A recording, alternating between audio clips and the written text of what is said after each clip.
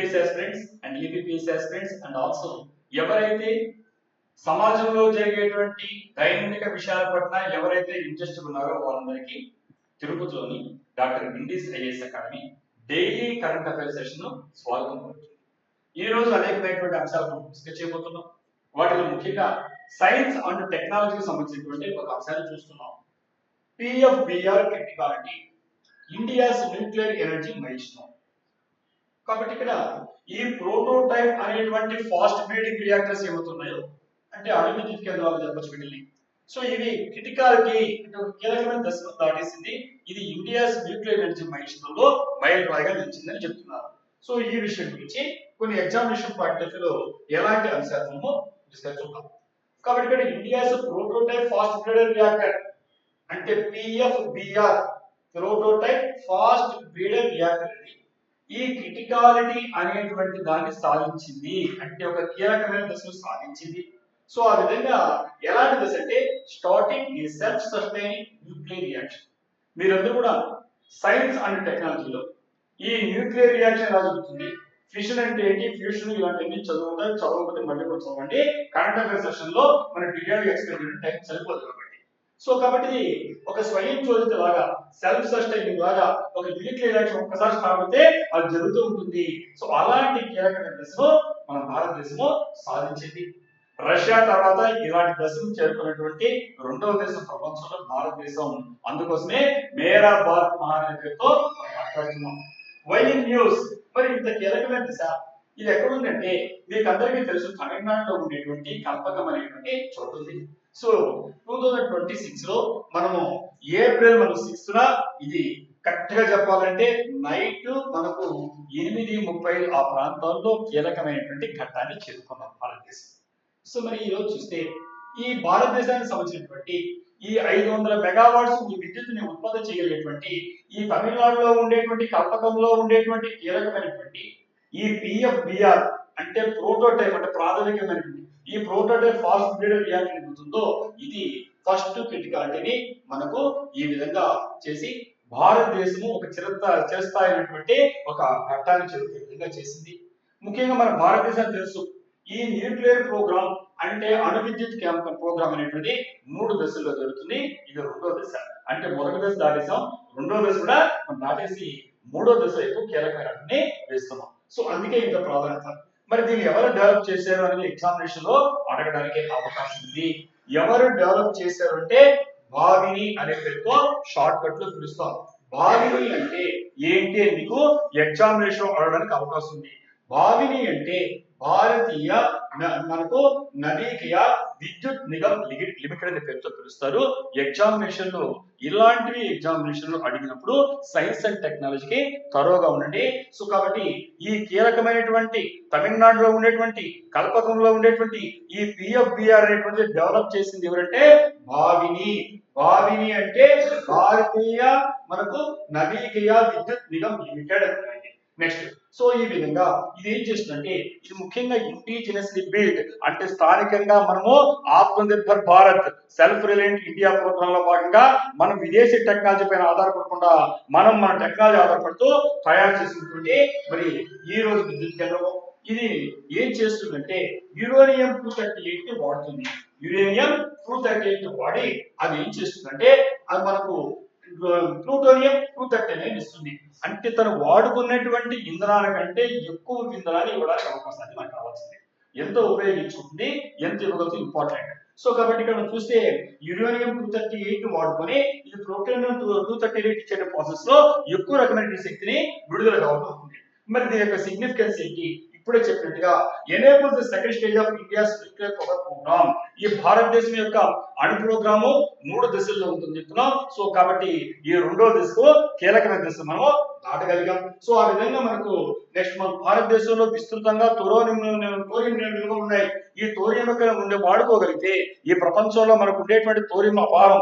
ఈ అపారమైనటువంటి ఈ యొక్క తోరియం నిల్వలు వాడుకోగలిగితే మనకు అక్కడ కూడా ఎనర్జీ క్రైసిస్ ఉండదు. కాబట్టి అందుకు దీని గురించి మాట్లాడుతున్నాం.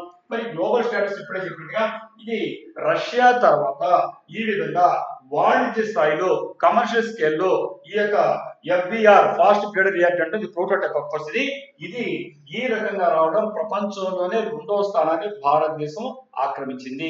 ఫస్ట్ ప్లేస్ ఎవరు ఉన్నారు? Russia, second place India. కాబట్టి ఖచ్చితంగా ఇది మనకి గర్వకారణమైన విషయం. మరి ఆపరేషన్ చూస్తే ఇక్కడ ఈ రియాక్టర్ ఏం చేస్తుందంటే self sustaining fission chain reaction అంటాం. సెల్ఫ్ సస్టైనింగ్ అంటే తను స్వయంగా తాను ఒక్కసారి స్టార్ట్ చేస్తే ఆటోమేటిక్ గా కంటిన్యూ అవుతుంది. దాన్ని సెల్ఫ్ సస్టైనింగ్ అంటాం, స్వయం చోదితం అంటాం తెలుగులో. సో ఆ విధంగా వెళ్ళింది. మరి దీని యొక్క రోల్ చెప్పినప్పుడు ఇది ఏం చేస్తుందంటే ముఖ్యంగా దేని డిజైన్ చేయబడిందంటే ఇది ఇది ఎఫిషియెంట్ ఫ్యూయల్ యూటిలైజేషన్ అంటే సమర్థవంతంగా ఇంధనాన్ని వాడుకుంటూ transforming spent fuel from the first stage into new fuel. కాబట్టి ఇంతకుముందు వాడేసిన దాంట్లో వచ్చి కొత్త రకమైన ఫ్యూయల్ ని సృష్టిస్తూ ఆ విధంగా లాంగ్ టర్మ్ ఎనర్జీ సెక్యూరిటీకి ఉపయోగపడుతుంది. సో ఆ విధంగా డెవలప్మెంట్ చూస్తే ఈ రోజు మనం చెప్పాలంటే ఇక్కడ ఈ సందర్భంలో గుర్తుపెట్టుకోవాలి, మనంతా సెలబ్రేట్ చేసుకుంటాం, ఒక గర్వకారణమైన విషయం. అదే సందర్భంలో ప్రతి దాంట్లో ఛాలెంజెస్ ఉంటాయి. ఇక్కడ మనం గుర్తుపెట్టుకోవాల్సింది ఇక్కడ మనకు ఇది తనకు ఉండేటువంటి ఇనిషియల్ బడ్జెట్ ఎంత ఉందంటే 8,181 crores మాత్రమే మనకు ఉండేది. కానీ ఈ రోజు ఆ బడ్జెట్ దాటేసింది. కాబట్టి ఇలా ఉంటాయి సహజం. ఎందుకంటే ఒక ప్రాజెక్ట్ తీసుకున్నప్పుడు ఇలాంటి ప్రాజెక్ట్ లో ఖచ్చితంగా అనుకున్న బడ్జెట్ కంటే ఖచ్చితంగా అది వాడుతుంది. సో ఇలాంటి సవాళ్ళను మనం ఎదుర్కొన్నాం. సో అలాగే మనకు ఉండే డిలే అయింది. అంటే అనుకున్న టైం కంటే డిలే అయినప్పుడు ప్రాజెక్ట్ కాస్ట్ పెరిగిపోతుంది. సో ఈ రెండు మనము డెవలప్మెంట్ ఎదుర్కొన్నటువంటి కష్టాలు. మరి ఈ రోజు అదే టైంలో ఎగ్జామినేషన్ లో మీకు కొన్ని టర్మ్స్ అనేటువంటివి సైన్స్ అండ్ టెక్నాలజీ తో రావడానికి అవకాశం ఉంది. సో అక్కడ ఇప్పుడే మాట్లాడాం, దీని కెపాసిటీ 500 మెగావాట్స్ అని. లొకేషన్ ఎప్పుడు తమిళనాడులో ఉండేటువంటి కంపకంలో ఉంది. ఇండియా యొక్క టార్గెట్ ఏంటంటే మనకు న్యూక్లియర్ కెపాసిటీని అంటే ఈ యొక్క అణు ఇంధనం యొక్క సామర్థ్యతను 2047 ఇది ఇంపార్టెంట్ ఏంటి ఆ రోజు వికసిత్ భారత్ డెవలప్డ్ ఇండియా 1947లో స్వాతంత్రం వస్తే 2040 100 ఇయర్స్ అవుతాయి. సో 1947 లో ఇండిపెండెన్స్ వచ్చి 2047 100 ఇయర్స్ అవుతాయి. కాబట్టి డెవలపింగ్ కాదు, మరి డెవలప్డ్ ఇండియా, దాన్నే వికసిత్ భారత్ అనే పేరుతో అన్ని చోట్ల వాడతాం. సో కాబట్టి దాంట్లో భాగంగా అన్ని రకాల ప్రాజెక్టులు నడుస్తుంటాయి. మరి ఆ విధంగా చూసినప్పుడు ఈ యొక్క న్యూక్లియర్ కెపాసిటీ మనకు ఉండేటువంటి అణు విద్యుత్ శక్తి అనేది మన భారతదేశం యొక్క టార్గెట్ 100 గిగావాట్స్ కావాలి. సో ఇప్పుడు ఉండేది ఇప్పుడు ఇచ్చింది 500 మెగావాట్స్. కాబట్టి అంత లక్ష్యాన్ని చేరుకోవాలంటే ఇలాంటివి అవసరం అవుతుంది. కాబట్టి ఆ వైపుగా మనం ముందుకు వెళ్తూ ఉన్నాం. సో ఆ విధంగా చూస్తే భారతదేశంలో ఇప్పుడు చెప్పినటువంటి కీలకమైనటువంటి అణు పదార్థాలు ఏంటంటే ఈ థోరియం అనేది ప్రపంచంలో ఉండేటువంటి థోరియంలో 25% 4వ వంతు భారతదేశంలో ఉంది. ఇది కూడా ఎగ్జామినేషన్ లో మీకు అవకాశం ఉన్నటువంటి మీకు ఎంసీ కింద. సో ప్రపంచంలో ఉండేటువంటి థోరియంలలో దాదాపు 4వ వంతు 25% అంటే ఇండియాలో ఉంది. కాబట్టి దీన్ని సమర్థంగా వాడుకోగలిగితే మన ఎక్కడ కూడా మనం అణు ఇంధనానికి ఎవరి మీద ఆధారపడేటువంటి పరిస్థితి ఉండదు. సో ఆ విధంగా ఇప్పుడే చెప్పినట్టుగా ఈ ఎఫ్బిఆర్ లో ఫాస్ట్ బ్రీడర్ రియాక్టర్ ఏమంటారో వీటిల్లో భారతదేశం యొక్క స్థానం ఎంత అని ఎంసీక్యూలో అడగచ్చు. ఫస్ట్ ఇండియా, రష్యా, సెకండ్ వచ్చి ఇండియా. సో దాని తర్వాత క్రిటికాలిటీ అంటే ఇప్పుడే చెప్పాను, క్రిటికాలిటీ అనేటువంటి స్టేజ్ దాటింది కాబట్టి వాళ్ళు మనం డిస్కస్ చేస్తున్నాం. క్రిటికాలిటీ అంటే self sustain nuclear chain reaction. ఇలాంటి వాటిల్లో ఒక్కసారిగా తను ఒకసారి చేస్తే ఆటోమేటిక్ గా కంటిన్యూ అయిపోతుందని మనం అనుకుంటాం. సో ఆ విధంగా చూసినప్పుడు ఎఫ్బిఆర్ అంటే తెలిసింది మీకు, అంటే ఫాస్ట్ బ్రీడర్ రియాక్టర్ అంటే తను వాడినటువంటి దానికంటే ఎక్కువ శక్తిని విడుదల చేసేటువంటి ఫాస్ట్ బ్రీడర్ రియాక్టర్ అని పిలుస్తుంటాం. ఇలాగే మనకు ఫిసల్ మెటీరియల్, ఫెర్టైల్ మెటీరియల్ అనేటువంటి 2 రకాలైన పదాలు ఉంటాయి. ఇక్కడ ఎగ్జామినేషన్ అవడానికి అవకాశం ఉంది. దాన్ని నేను మీకు ఎక్స్ప్లెయిన్ చేస్తున్నాను. ఫిసైల్ అండ్ ఫెర్టైల్ అనేటువంటి 2 పదాలు మీకు ఈ సందర్భంలో వస్తుంటాయి. ఫిసైల్ మెటీరియల్ అంటే ఫ్యూయల్ అనుకోండి పెట్టుకోవడానికి. ఫిసైల్ అంటే ఫ్యూయల్, ఇంధనం.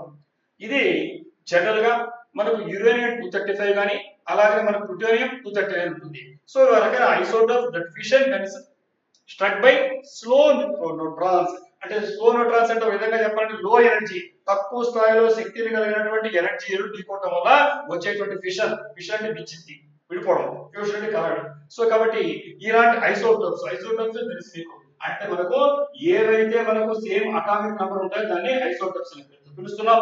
సో కాబట్టి ఇక్కడ ఏవైతే ఇలాంటి ఐసోటోప్స్ అనేటువంటి యురేనియం 235 కానీ ప్లూటోనియం 239 కానీ అవి ఢీకొట్టినప్పుడు ఈ తక్కువ శక్తి కలిగినటువంటి న్యూట్రాన్స్ దాన్ని మనకు రిలీజ్ అవుతుంది. మనం ఫిసైల్ మెటీరియల్ అంటే ఫ్యూయల్ లా ఉపయోగపడుతుంది.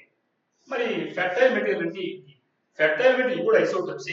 ఇవి నాట్ ఫిసైల్ అంటే చెప్పాలంటే అవి ఈ ఫిసైల్ కావు. మరి ఎలా ఉంటాయి? కాబట్టి తమంతటే కావు, కానీ ఎలా అవుతాయంటే ఫిజికల్ మెటీరియల్ మారిపోతాయి. ఇప్పుడు అబ్జర్వింగ్ న్యూట్రాన్ అంటే డికే, ఒక న్యూట్రాన్ సూచించుకొని అబ్జర్వ్ చేసుకొని డికే క్షీణ దశ కూడా ఈ ఫెర్టైల్ మెటీరియల్ ఏం మారిపోతుంటే ఫిజికల్ మెటీరియల్. కాబట్టి ఈ ఫిజికల్ మెటీరియల్ ఏంటి, ఫెర్టైల్ మెటీరియల్ ఆల్రెడీ చదువుతాం సైన్స్ అండ్ టెక్నాలజీలో, చదవబోతు ఒకసారి చూసుకొని డీటెయిల్ గా చూసుకోండి. ఇలాంటి ఎగ్జామినేషన్ మనకు ఈ match the stage of nuclear programme, ఈ న్యూక్లియర్ ప్రోగ్రామ్ 3 దశలు చెప్పాను. First stage, second stage, third stage లో ఈ భారతదేశంలో అణు విద్యుత్ కేంద్రాలు ఏంటి, వాటి పేర్లు ఏంటి, ఎప్పుడు స్టార్ట్ అయినాయి, ఎక్కడెక్కడ ఉన్నాయి, ఇలాంటివి ఎగ్జామినేషన్ చూసుకోండి. దాంతో పాటుగా ఎఫ్డిఆర్ ప్రొడ్యూస్ మనకు మోర్ ఫ్యూయల్ దెన్ కన్స్యూమ్స్ కావచ్చు, లొకేషన్ అడగచ్చు, అలాగే ఫిసైల్ ఫ్యాక్టర్ అడగచ్చు. ఇలాంటి విషయాల్లో సైన్స్ అండ్ టెక్నాలజీలో ఈ రోజు మనకు ఆసక్తిదాయకమైనటువంటి అంశం వచ్చింది కాబట్టి డిస్కస్ చేసాం. ఇంకొంచెం డీటెయిల్ మీరు ప్రిపేర్ అయ్యండి. మరి సెకండ్ ఐటమ్ ఏంటి, performance of India's major ports. మీకు జియోగ్రఫీ, సైన్స్ అండ్ టెక్నాలజీ అయితే జియోగ్రఫీకి వస్తున్నా కరెంట్ అఫైర్స్ లో. కాబట్టి ఇక్కడ ఈ ఫైనాన్షియల్ ఇయర్ 2026 లో మనకు మేజర్ పోర్ట్స్ ప్రధానమైనటువంటి ఏ పట్టాలు ఉంటున్నాయో వాటి యొక్క పర్ఫార్మెన్స్ గురించి మనకు న్యూస్ లో వచ్చింది. కాబట్టి ఈ ఎగ్జామినేషన్ ఎలా అడుగుతారో డిస్కస్ చేస్తున్నాం. ఇక్కడ కోరేడ్ ఏంటంటే ఈ major ports handle record cargo traffic showing growth in trade.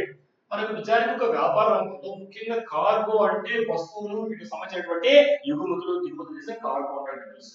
కానీ భారతదేశంలో ఉండేటువంటి ఈ ప్రధాన మీకు తెలుసు major ports, minor ports list out చేసుకోండి, జియోగ్రఫీ ఐడెంటిఫై చేసుకోవాలని చేసుకోండి. సో కాబట్టి ప్రధానమైనటువంటి ఏ పట్టాలు ఉన్నాయో, పోర్ట్స్ ఉన్నాయో ఇవి రికార్డు స్థాయిలో, గరిష్ట స్థాయిలో ఈ రోజు మనకు ఈ కార్గో ట్రాఫిక్స్ నమోదు చేశాయి. కాబట్టి మనకు గ్రోత్, ట్రేడ్ గ్రోత్ తెలియజేస్తున్నాయి. కాబట్టి దీని మన ఎగ్జామినేషన్ పాయింట్ లో ఎలా క్వశ్చన్స్ వస్తాయో చెక్ చేస్తున్నాం. సో ఇక్కడ ముఖ్యంగా వైన్ న్యూస్ అంటే భారతదేశంలో ఉండేటువంటి ఇక మేజర్ పోర్ట్స్ అనేటువంటివి అవి ఫైనాన్షియల్ 26 లో 915.17 మిలియన్ టన్స్ ఎఫ్టీస్ ని కార్గోని హ్యాండిల్ చేయలేదు. 915.17 మిలియన్ టన్స్ ఎఫ్టీస్ అంటే అన్ని మిలియన్ టన్, మిలియన్ 10 లక్షలు తెలుసు మీకు. కాబట్టి ఇన్ని మిలియన్ టన్స్ కార్గో అంటే వస్తువులు కానీ ఇలాంటి వాటిని మనము కార్గో అంటాం. సో కాబట్టి ఇది ఒక రికార్డు స్థాయిలో చూపడాన్ని మనకు ట్రేడ్ లో ఉండేటువంటి, వాణిజ్య రంగంలో ఉండేటువంటి గ్రోత్ ని, పెరుగుదలని సూచిస్తున్నాయి. కాబట్టి మనం డిస్కస్ చేస్తున్నాం. మరి టోటల్ కార్గో చెప్పాను 915.17 మెట్రిక్ టన్స్. గ్రోత్ ఎంత ఉందంటే 7.06%. అంటే గ్రోత్ బాగుంది, పెరుగుదల లాస్ట్ ఇయర్ తో చూసుకుంటే ఈ సంవత్సరం పెరుగుదల ఉంది. సో అలాగే మనకు ఉండేటువంటి టాప్ పోర్ట్స్ అలాగే ఎగ్జామినేషన్ లో ముఖ్యంగా మీకు అందరూ తెలుసు దీన్ దయాళ్ పోర్ట్. దీన్ దయాళ్ పోర్ట్ అంటే ఎక్కడ ఉందంటే మీకు ఈ గుజరాత్ లో ఉండేటువంటి కచ్ డిస్ట్రిక్ట్ లో ఉండేటువంటి ఈ కాండ్లా పోర్ట్ పిలిచేవాళ్ళు. ఈ కాండ్లా పోర్ట్ పేరు మార్చి దీన్ దయాళ్ పోర్ట్ అనే పేరుతో పిలువబడుతుంది. కాబట్టి ఇక్కడ కాండ్లా పోర్టు, దీన్ దయాళ్ పోర్టు ఒకటే గుర్తుపెట్టుకోవాల్సింది. అంటే గుజరాత్ లో ఉండేటువంటి కచ్ జిల్లా, కచ్ డిస్ట్రిక్ట్ లో ఉండేటువంటి ఒకప్పుడు కాండ్లా పోర్ట్ పిలువబడేటువంటి దీన్ దయాళ్ పోర్టు ఎంత చేసిందంటే 160.11 మెట్రిక్ టన్స్. అంటే టోటల్ గా ఈ భారతదేశంలో ఈ 2000 మనకు ఫైనాన్షియల్ 26 లో 915 టన్స్ ఉంటే రఫ్ గా ఇక్కడ మనకు రఫ్లీ మనకు కేవలం ఒకే ఒక దీర్ఘాడు పోర్ట్, కాండ్లా పోర్ట్ 160 టన్ రఫ్లీ. అంటే మేజర్ గా ఇక్కడ కార్గో ఎక్కువ జరిగిందని గుర్తుపెట్టుకోవాలి. ఇక్కడ గుజరాత్ స్టేట్ లో ఉండేటువంటి కచ్ డిస్ట్రిక్ట్ లో ఉండేటువంటి ఒకప్పుడు కాండ్లా పోర్ట్, ఇప్పుడు వచ్చి దీన్ దయాళ్ పోర్ట్. సో అదే విధంగా ఇక్కడ ఈ జేఎన్పిఏ అనేటువంటి మనకి ఎగ్జామినేషన్ అడగచ్చు. జేఎన్పిఏ అంటే జవహర్లాల్ నెహ్రూ పోర్ట్ ట్రస్ట్ అని పిలుస్తాము. ఇది మీకు నవీ ముంబైలో ఉంటుంది. కాబట్టి ప్రతి ఒక్క పోర్ట్, మేజర్ పోర్ట్స్ ఏంటి, మైనర్ పోర్ట్స్ ఏంటి, జియోగ్రఫికల్ లొకేషన్ ఎలా ఉన్నాయి, ఇవన్నీ కూడా మీరు ఎగ్జామినేషన్ లో చూసుకుంటూ ఇలాంటి కరెంట్ అఫైర్స్ నేర్చుకోండి. అంటే ఇప్పుడు ఎలా ఉంది, దాని కార్గో ట్రాఫిక్ ఎలా ఉంది, ఎన్ని టన్నులు ఉన్నాయి, ఇలాంటి ఎగ్జామినేషన్ లో కరెంట్ అఫైర్స్ కింద అడుగుతాడు. సో చెక్ చేసుకోండి. సో అలాగే మనకు మేజర్ పోర్ట్స్ అనేటువంటిది ఎవరు కంట్రోల్ చేస్తారంటే సెంట్రల్ గవర్నమెంట్ కంట్రోల్ చేస్తుంది. మరి కార్గో అనేటువంటిది మనకు ఈ తరో పోర్ట్ అంటే total cargo handle by port. అంటే టోటల్ గా ఆ ఉండేటువంటి పోర్ట్ లో ఉండేటువంటి కార్గో అనేది కలిపి మనం ఏమంటున్నామంటే కార్గో రూపట్ అంటున్నాం. అలాగే ట్రాన్స్షిప్మెంట్ అంటాడు. ట్రాన్స్షిప్మెంట్ అంటే cargo shifted by intermediate port. అంటే ఆల్రెడీ ఒక లంగరేజ్ ఉంటుంది, చూస్తుంటాం ఎక్కడో ఒక చోటు ఉంటుంది, అక్కడ నుంచి మళ్ళీ ఇంకొకటి మనము అంటే ఒక చిన్న పడవ ద్వారా, చిన్న షిప్స్ ద్వారా ప్రధానమంత్రి అక్కడ ఉంటే అక్కడ ద్వారా ఇంకొకటి చేరుస్తారు. సో ఇలాంటి దాన్ని ఏమంటారంటే ట్రాన్స్షిప్మెంట్ అనే పేరుతో పిలుస్తారు. సో అలాగే మనకు ఉండే వాటిల్లో ఇక్కడ మనం గమనించినప్పుడు ఈ మీకు మ్యాప్ ఆల్రెడీ తెలుసు, చూస్తుంటారు మీరు. ఈ మినిస్ట్రీ ఆఫ్ పోర్ట్స్ అనేటువంటి ఇక్కడ shipping and water related organisation involve అయితే, అదే విధంగా JNPL Jawaharlal Nehru port authority అనేది ఇక్కడ ఇంపార్టెంట్. ఈ రెండింటి గురించి ఎగ్జామినేషన్ లో తరువుగా జియోగ్రఫికల్ మీరు సగంగా చూడాలి. సరే, ఇదే సమయంలో ఈ గవర్నమెంట్ సంబంధించిన యాక్ట్స్ ఉన్నాయి, అలాగే మనకు పాలసీలు ఉన్నాయి, స్కీమ్స్ ఉన్నాయి అని చూసుకుంటే ఈ మేజర్ పోర్ట్ అథారిటీస్ యాక్ట్ 2021 ఉంది. ఇది అనాలిమెంటల్ పోర్ట్స్, ఈ పోర్ట్స్ సంబంధించినటువంటి స్వయం ప్రతినిధులకి సంబంధించినటువంటి యాక్ట్. అదే విధంగా మనం చూస్తే 2025 లో ఇండియన్ పోర్ట్స్ యాక్ట్ వచ్చింది. ఇది మోడర్న్ పోర్ట్ గవర్నెన్స్, ఆధునికమైనటువంటి ఈ యొక్క పోర్టు దేవుని పట్టణాలకు సంబంధించినటువంటి పరిపాలన నిర్వహణ ఎలా ఉండాలి అని చెప్పేది ఏంటంటే ఇండియన్ పోర్ట్స్ యాక్ట్ 2025. అలాగే మీరు సాగర్మాల ప్రోగ్రామ్ ఉంటారు, అంటే ఈ సాగర్మాల ప్రోగ్రామ్ కూడా చాలా ఇంపార్టెంట్. మీకు రామసేతు ఇక్కడ డిస్కస్ చేయలేదు, రామసేతు డిస్కస్ చేయండి. ఈ విధంగా జియోగ్రఫీ చదివేటప్పుడు మీరు ఏమైనా చదువుతారో దాన్ని ఇలాంటి పాయింట్స్ నోట్ చేసుకుంటూ అప్డేట్ చేసుకుంటూ రండి. కరెంట్ అఫైర్స్ మిక్స్ చేసుకోండి, అది ఏపీపీఎస్సీ కావచ్చు, యూపీఎస్సీ కావచ్చు, ఎలా చదువుకోవాలి. సరే, ఇక్కడ మనకు వచ్చే కాడికి ఈ డైరెక్ట్ గా ఎగ్జామినేషన్ టేకర్ చూస్తే దీన్ దయాళ్ పోర్ట్ అంటే హైయెస్ట్ కార్గో అని చెప్పాను. మరి జేఎన్పీఏ అంటే ఏంటంటే లార్జెస్ట్ కంటైనర్ పోర్ట్, అంటే ఒక దగ్గర న్యూ ముంబైలో ఉంది.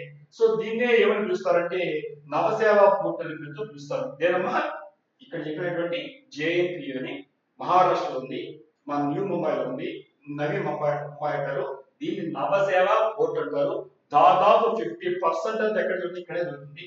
అలాగే మన పోర్ట్స్ అనేటువంటివి యూనియన్ లిస్ట్ లో ఉంటాయా, కాంకరెంట్ లిస్ట్ లో ఉంటాయా, స్టేట్ లిస్ట్ లో ఉంటాయా అడగచ్చు ఎగ్జామ్ లిస్ట్ లో. మీరు గుర్తుపెట్టుకోవాల్సింది ఇవన్నీ ఎక్కడ ఉంటాయి, యూనియన్ లిస్ట్ లో ఉంటాయి. సో అలాగే నాన్ మేజర్ పోర్ట్స్ అంటే ప్రధానమైన వెళ్ళిపోయినాయి సెంట్రల్ గవర్నమెంట్ లో ఉన్నాయి. అలా కాకుండా నాన్ మేజర్ అంటే మైనర్ పోర్ట్స్ అవి ఎవరి కంట్రోల్ లో ఉంటాయి, స్టేట్ కంట్రోల్ లో ఉంటాయి. సో అలాగే మనకు ఈ పరదీప్ గురించి చెప్పాలంటే మనకు మేజర్ గా ఉండేటువంటి నేచురల్ గా ఉండేటువంటి డీప్ వాటర్ పోర్ట్ ఎక్కడ ఉందంటే ఒరిస్సాలో ఉండేటువంటి పరదీప్ కాడ ఉంది, ఈస్ట్ కోస్ట్ అంటాము. ఈ పరదీప్ గురించి నేర్చుకోండి, ఎందుకంటే ఈస్ట్ కోస్ట్ లో ప్రధానమైనటువంటి పరదీప్ కాబట్టి దాన్ని చూసుకోండి. అలాగే మనకు ఈ కార్గో అనేటువంటి అంటే మనకు ఉండేటువంటి ఈ వస్తువులు కానీ రవాణా కానీ వాడే వాటికి కార్గో అంటున్నాము. దీన్ని దేంతో కొలుస్తారంటే మిలియన్ టన్స్ లో కొలుస్తారు, ఇది చెక్ చేసుకోండి. సో ఈ విధంగా ఎగ్జామినేషన్ లో మీరు ఒక రాష్ట్రాల్లో ఉండేటువంటి ఆ పోర్ట్ ని దీన్ని మ్యాగ్నిట్యూడ్ తెచ్చుకోవాలి. దాంతో పాటుగా identify largest container port identify చేయడం అడగచ్చు. అలాగే స్టేట్మెంట్ రూపంలో మేజర్ పోర్ట్స్ సెంటర్ కింద ఉండేది అడగచ్చు. స్టేట్ అంటే చెప్పాను మైనర్ పోర్ట్స్ అని అంటే నాన్ మేజర్ అని మనకు స్టేట్ లో ఉంటాయి, అవి చెక్ చేసుకోండి. అలాగే ఈ పోర్ట్స్ ని వాటికి ఉండే కార్గో కెపాసిటీ ప్రకారం అరేంజ్ చేయడం ఎగ్జామినేషన్ క్రిటికల్ బిట్ లాగా అనిపిస్తుంది, ప్రాక్టీస్ చేస్తే ఈజీగా ఉంటుంది. ఇంతకుముందు చెప్పాను తెలిస్తే ఈజీ, తెలియకపోతే కష్టం. కాబట్టి no difficulty no easy question paper లో ముందుగా ఎలా అయితే క్వశ్చన్స్ ఇస్తాడో ప్లాన్ గా మనం డిస్కస్ చేస్తున్నాం, ఆ విధంగా ప్రిపేర్ చేసుకుంటే ఈజీ అవుతుంది. కాబట్టి ఈ పోర్ట్స్ ని కార్గో కెపాసిటీ ప్రకారం అరేంజ్ చేసుకుంటే వాడు అడుగుతాడు ఏ కెపాసిటీ ప్రకారం మీకు ఏంటి జంబుల్ చేసి మీరు ప్లాన్ గా ఉంటారు కాబట్టి ఈజీగా పెట్టడానికి అవకాశం ఉంది. ఎలా మీరు ప్రిపేర్ కండి. నెక్స్ట్ ఐటమ్ చూస్తాం. మరి నెక్స్ట్ ఐటమ్ మరి ఏంటండి, ఇక్కడ ఈ ఉమెన్ రిజర్వేషన్ ఇంప్లిమెంటేషన్ గురించి మాట్లాడుతున్నాం. ఇది ఎప్పుడు నాంతా ఉండేది మనకి, మనం చెప్పేటప్పుడు చేసుకుంటాం, అంతర్జాతీయ మహిళా దినోత్సవం చేస్తాం, అమ్మ మీకు చెప్పడం ఘనంగా చేస్తాము. నింగి నేల నీరు అన్నింటిలో 50% అంటాం, సీట్లు బట్టి 33% కదా. న్యాయమైన విషయం, చెప్పడం బట్టి చెప్తుంటాం, అన్నింటిలో మీరు సగం అంటాం, కానీ సగం కూడా కాదు, కనీసం 33% దానికి రకరకాల కనిపిస్తారు, ఎందుకంటే అక్కడ పురుషాధికత కనిపిస్తాను అందులో. సో అందువల్ల ఈ విషయం అనేది మీకు ఇది కరెంట్ అఫైర్స్ కాబట్టి నిత్యంగా ప్రతి ఆలోచించాల్సిన విషయం. అలాగే ఎస్ఐ మీకు ఎగ్జామినేషన్ పాయింట్ ఉపయోగపడుతుంది, దీని గురించి నేను మాట్లాడుతున్నాను. ఓకే, ఉమెన్ రిజర్వేషన్ ఇంప్లిమెంటేషన్ 2029 అంటే ఈ రోజు చెప్పేటువంటి ఉమెన్ రిజర్వేషన్ ని 50% ఇవ్వాలి, కనీసం 33% ఇస్తారా బాబు అనేటువంటి దాంట్లో ఉంటే ఎప్పటి నుంచి ఇంప్లిమెంట్ చేస్తే 2029 నుంచి ఇంప్లిమెంట్ చేయడానికి రంగం సిద్ధమైంది. సో కనీసము అదన్నా. సో అందువల్ల దీన్ని ఎగ్జామినేషన్ అవ్వడానికి అవకాశం ఉంది. కాబట్టి ఇక్కడ మనం చూస్తే ఈ 33% reservation for women in Lok Sabha and state assemblies అంటే ఇక్కడ లోక్సభలో ఉండేటువంటి సీట్లు కావచ్చు, ఈ రాష్ట్రాల్లో ఉండేటువంటి అసెంబ్లీస్ అంటే ఎమ్మెల్యే సీట్లు ఉండగా వాటిలో కావచ్చు, లేడీస్ ఎంత అంటే 33% రిజర్వేషన్స్ వచ్చి ఎప్పటి నుంచి ఇంప్లిమెంట్ అవ్వాలంటే 2029 అంటే ఈసారి వచ్చేటువంటి ఎలక్షన్స్ కంతా ఇది రెడీ కావాలి. కాబట్టి ఇక్కడ ప్రధాన అంశం ఇది. ఈ అంశంతో మేము మాట్లాడుతున్నాం ఈ రోజు. ఎందుకంటే ఈ పార్లమెంట్ సెషన్ చూస్తే ఈ అమెండ్మెంట్ అనేది schedule for debate and passage during a special 3-day session from 16th to 18th April 2026. మరి ఈ రోజు మనం ఏప్రిల్ డేట్ అంటే ఈరోజు కాబట్టి ఇప్పుడు మనకు ఈ 16th నుంచి ఇంకా జరగల 18th వరకు ఈ యొక్క ప్రత్యేకమైనటువంటి 3 డే సెషన్ జరగబోతుంది. 3 రోజుల పాటు ప్రత్యేకంగా చర్చిస్తారన్నమాట. అంటే స్త్రీలకు ఉండేటువంటి డిబేట్ జరగబోతుంది పార్లమెంట్ లో. కాబట్టి వాళ్ళకు ఉండేటువంటి రిజర్వేషన్ చాలా కాలం జరుగుతోంది. వాళ్ళకి ఇవ్వడానికి ఎందుకు బాధ, వాళ్ళకి ఇవ్వాల్సిన ఒకే కదా. సో దీని గురించి చర్చించడానికి ప్రత్యేకంగా ఏప్రిల్ నెలలో ఈ నెలలో మనకు ఈ 16th 18th డిస్కస్ చేయబోతారు 3వ సెషన్. అందువల్ల దీన్నే మాట్లాడుతున్నారు. సో మరి ఈ విధంగా చూసినప్పుడు ఇక్కడ కీ ప్రొవిజన్స్ ఏంటి అంటే ఈ రిజర్వేషన్ ఒక్కసారి కానీ ఈ ప్రపోజ్ రిజర్వేషన్ ఏమవుతుందో అంటే లేడీస్ కి 33% ఇవ్వడం అనేది ఒక్కసారిగా ప్రవేశపెట్టి ఇది కనీసం 15 సంవత్సరాల పాటు ఉండాలి. అది రొటేషన్ గా ఉంటాయి. సక్సెస్ ఎలక్షన్ తర్వాత ఎలక్షన్ లో ఇప్పుడు సపోజ్ ఒక సీట్ మనం పెట్టేసుకోండి, నెక్స్ట్ వేరే వస్తారు. అలా రొటేషన్ రూపంలో అది కనీసం 15 years పాటు ఇప్పుడు పెట్టేటువంటి 33% రిజర్వేషన్ కి ప్రపోజ్ అవ్వాలి. సో ఇది మన ఎగ్జామినేషన్ లో కీ పాయింట్. మరి స్కోప్ చూస్తే ఇది ఏం చేస్తుందంటే 33% రిజర్వేషన్ ని లోక్సభలో కావచ్చు స్టేట్ అసెంబ్లీ కావచ్చు ఇస్తుంది. ముఖ్యంగా చెప్పాలంటే ఎస్సీ కోటా ఎస్టీ కోటా ఉంటుందండి.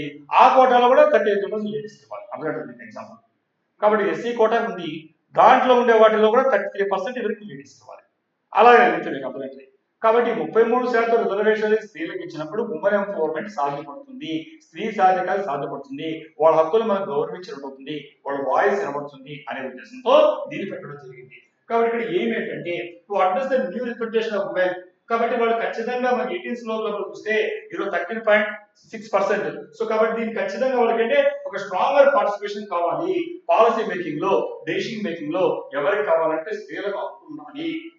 ఎందుకంటే అన్నింటిలో సగం అంటున్నాం, సగం కావాలి 33% ఇవ్వాలి. దాంట్లో ఇచ్చింది మనం హామీ ఇవ్వాలి. అందుకోసం ఈ బిల్లు గురించి డిబేట్ అడగబోతుంది.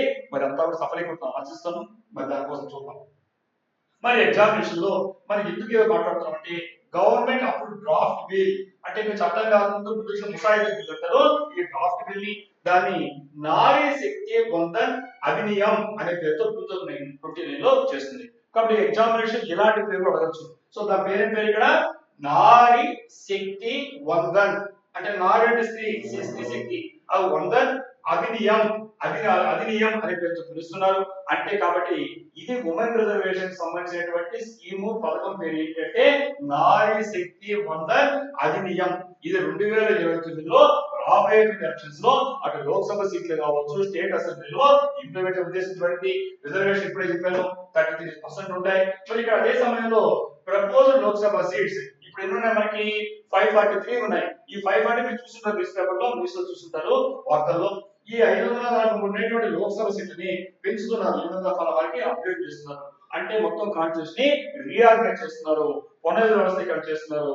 అప్పుడు సీట్లు పెరుగుతాయి. కానీ పెరిగేటువంటి సీట్లలో ఈజిప్ట్ లో పెరిగేటువంటి సీట్లలో ఏవైతే ఉన్నాయో ప్రపోజల్ మనకి వాటిలో 33% ఎవరికి ఇవ్వాలి? స్త్రీలకు ఇవ్వాలి. ఇది ఉద్దేశం. కాబట్టి ఉమెన్ సీట్స్ అప్పుడు ఎన్ని అవుతాయంటే 273 అవుతాయి. అంటే 816 అవుతాయి. కాబట్టి రాబోయే సీట్లు పెరుగుతాయి. కాబట్టి దాంట్లో 33% అంటే 273 సీట్లు వస్తాయి. మరి దేని ఆధారంగా ఇస్తున్నారంటే 2011 సెన్సస్. అదేంటి సార్ 2011 సెన్సస్? మరి అంటే అదే ఇక్కడ ఈ బిల్లు ఉద్దేశం ఎందుకంటే వెంటనే పెట్టుకోవాలంటే అమెండ్మెంట్ కి మనం మామూలు ఎత్తుకుంటే మళ్ళా ఈ సెన్సస్ వచ్చి దాని తర్వాత లేట్ అయిపోతుంది. కాబట్టి వచ్చే ఎలక్షన్స్ కంతా స్త్రీలకు ఉమెన్ ఎంపవర్మెంట్ ఇవ్వాలి అంటే మేము పాలదారి ప్రకారంగా వెళ్ళాలి. పాలదారులకు చట్టం అర్థం వస్తుంది. అందుకోసం ఇక్కడ ఇప్పుడు అమెండ్మెంట్ దాంతో సవరణ చేస్తూ తీసుకొస్తున్నారు. ఈ బిల్లు తీసుకొస్తే రాబోయే ఎలక్షన్స్ లో నెక్స్ట్ వచ్చేటువంటి సెన్సస్ సంబంధం లేకుండా పాత సెన్సస్ అనేటువంటి 2011 సెన్సస్ ఆధారంగా చేస్తూ రాబోయేటువంటి సీట్లు పెరుగుతాయి. ఆ స్టేట్లలో 33% సీట్లని స్త్రీలకు ఇస్తున్నారు. సో ఇది గుర్తుపెట్టుకోండి. వ్యాలిడిటీ చెప్పిన 15 years అమల్లో ఉంటుంది. మరి డీలిమిటేషన్ అంటే ఏంటి అంటే రీడ్రాయింగ్ కాన్స్టిట్యూన్సీస్. ఇప్పుడే చెప్పాను. అంటే మనకు ఉండేటువంటి నియోజకవర్గాలు ఏమవుతున్నాయో వాటిని వ్యవస్థీకరించడం. అలాగే వర్టికల్ రిజర్వేషన్ ఉంటుంది. వర్టికల్ రిజర్వేషన్ అంటే ఎస్సీ కావచ్చు ఎస్టీ కావచ్చు వాటిలో కూడా 33% ఇవ్వాలని వర్టికల్ రిజర్వేషన్ పేరుతో పిలుస్తారు. సెన్సస్ మీకు తెలుసు, రైట్? ఇలాంటి విషయాలతో ఇక్కడ మనకు ఇంకొకటి కనిపిస్తుంది. మనకు ఎగ్జామినేషన్ లో ఇది ఇంత పాలిటిక్స్ సంబంధించిన ఐటమ్. మరి ఇక్కడ ఈ 106 కాన్స్టిట్యూషన్ అమెండ్మెంట్ యాక్ట్ 2023 చూసుకోండి. అలాగే articles 330A 332A 334A check చేసుకోండి. ఇక్కడ మనం డిస్కస్ టైం చాలు కాబట్టి ఈ అంశాలకు సంబంధించి ఆర్టికల్ 330 ఏం చెప్పింది, ఆర్టికల్ 332 ఏం చెప్పింది, ఆర్టికల్ 334 ఏం చెప్పిందో ఇది చెక్ చేసుకుంటే దీనికి మిక్సప్ చేసుకుంటూ ఎస్ఏ ప్రిపేర్ కండి. మీరు ఎగ్జామినేషన్ ఎస్ఏ చాలా ఇంపార్టెంట్. అలాగే కరెంట్ అఫైర్స్ కూడా ఈ పాలిటిక్స్ సంబంధించి దీనికి సంబంధించి ఆర్టికల్ సంబంధించినప్పుడు ఇది అప్డేటెడ్ ఇన్ఫర్మేషన్ గా ఉంటుంది. నెక్స్ట్ ఐటమ్ చూద్దాం. మరి నెక్స్ట్ ఐటమ్ ఏంటంటే ఇక్కడ మనం చూసినప్పుడు ఈ ఉమెన్ రిజర్వేషన్ తర్వాత మనకు ఇంకొక అంశం కనిపించింది. అది ఏంటంటే ట్రాన్స్జెండర్ రైట్స్ అమెండ్మెంట్. మనకి ఈ లింగ వివక్షత అనేది ఎంత వద్దనకుండా అన్ని చోట్ల జరుగుతూనే ఉంది. ఇది ఎక్కడో చోట అన్ని వివక్షతో పోవాలి, డిస్క్రిమినేషన్ పోవాలి, ఒక మోడర్న్ ఉండేటువంటి మనం కోరుకుంటాం ఆధునిక అన్ని దేశాల్లో, ముఖ్యంగా modern Indians.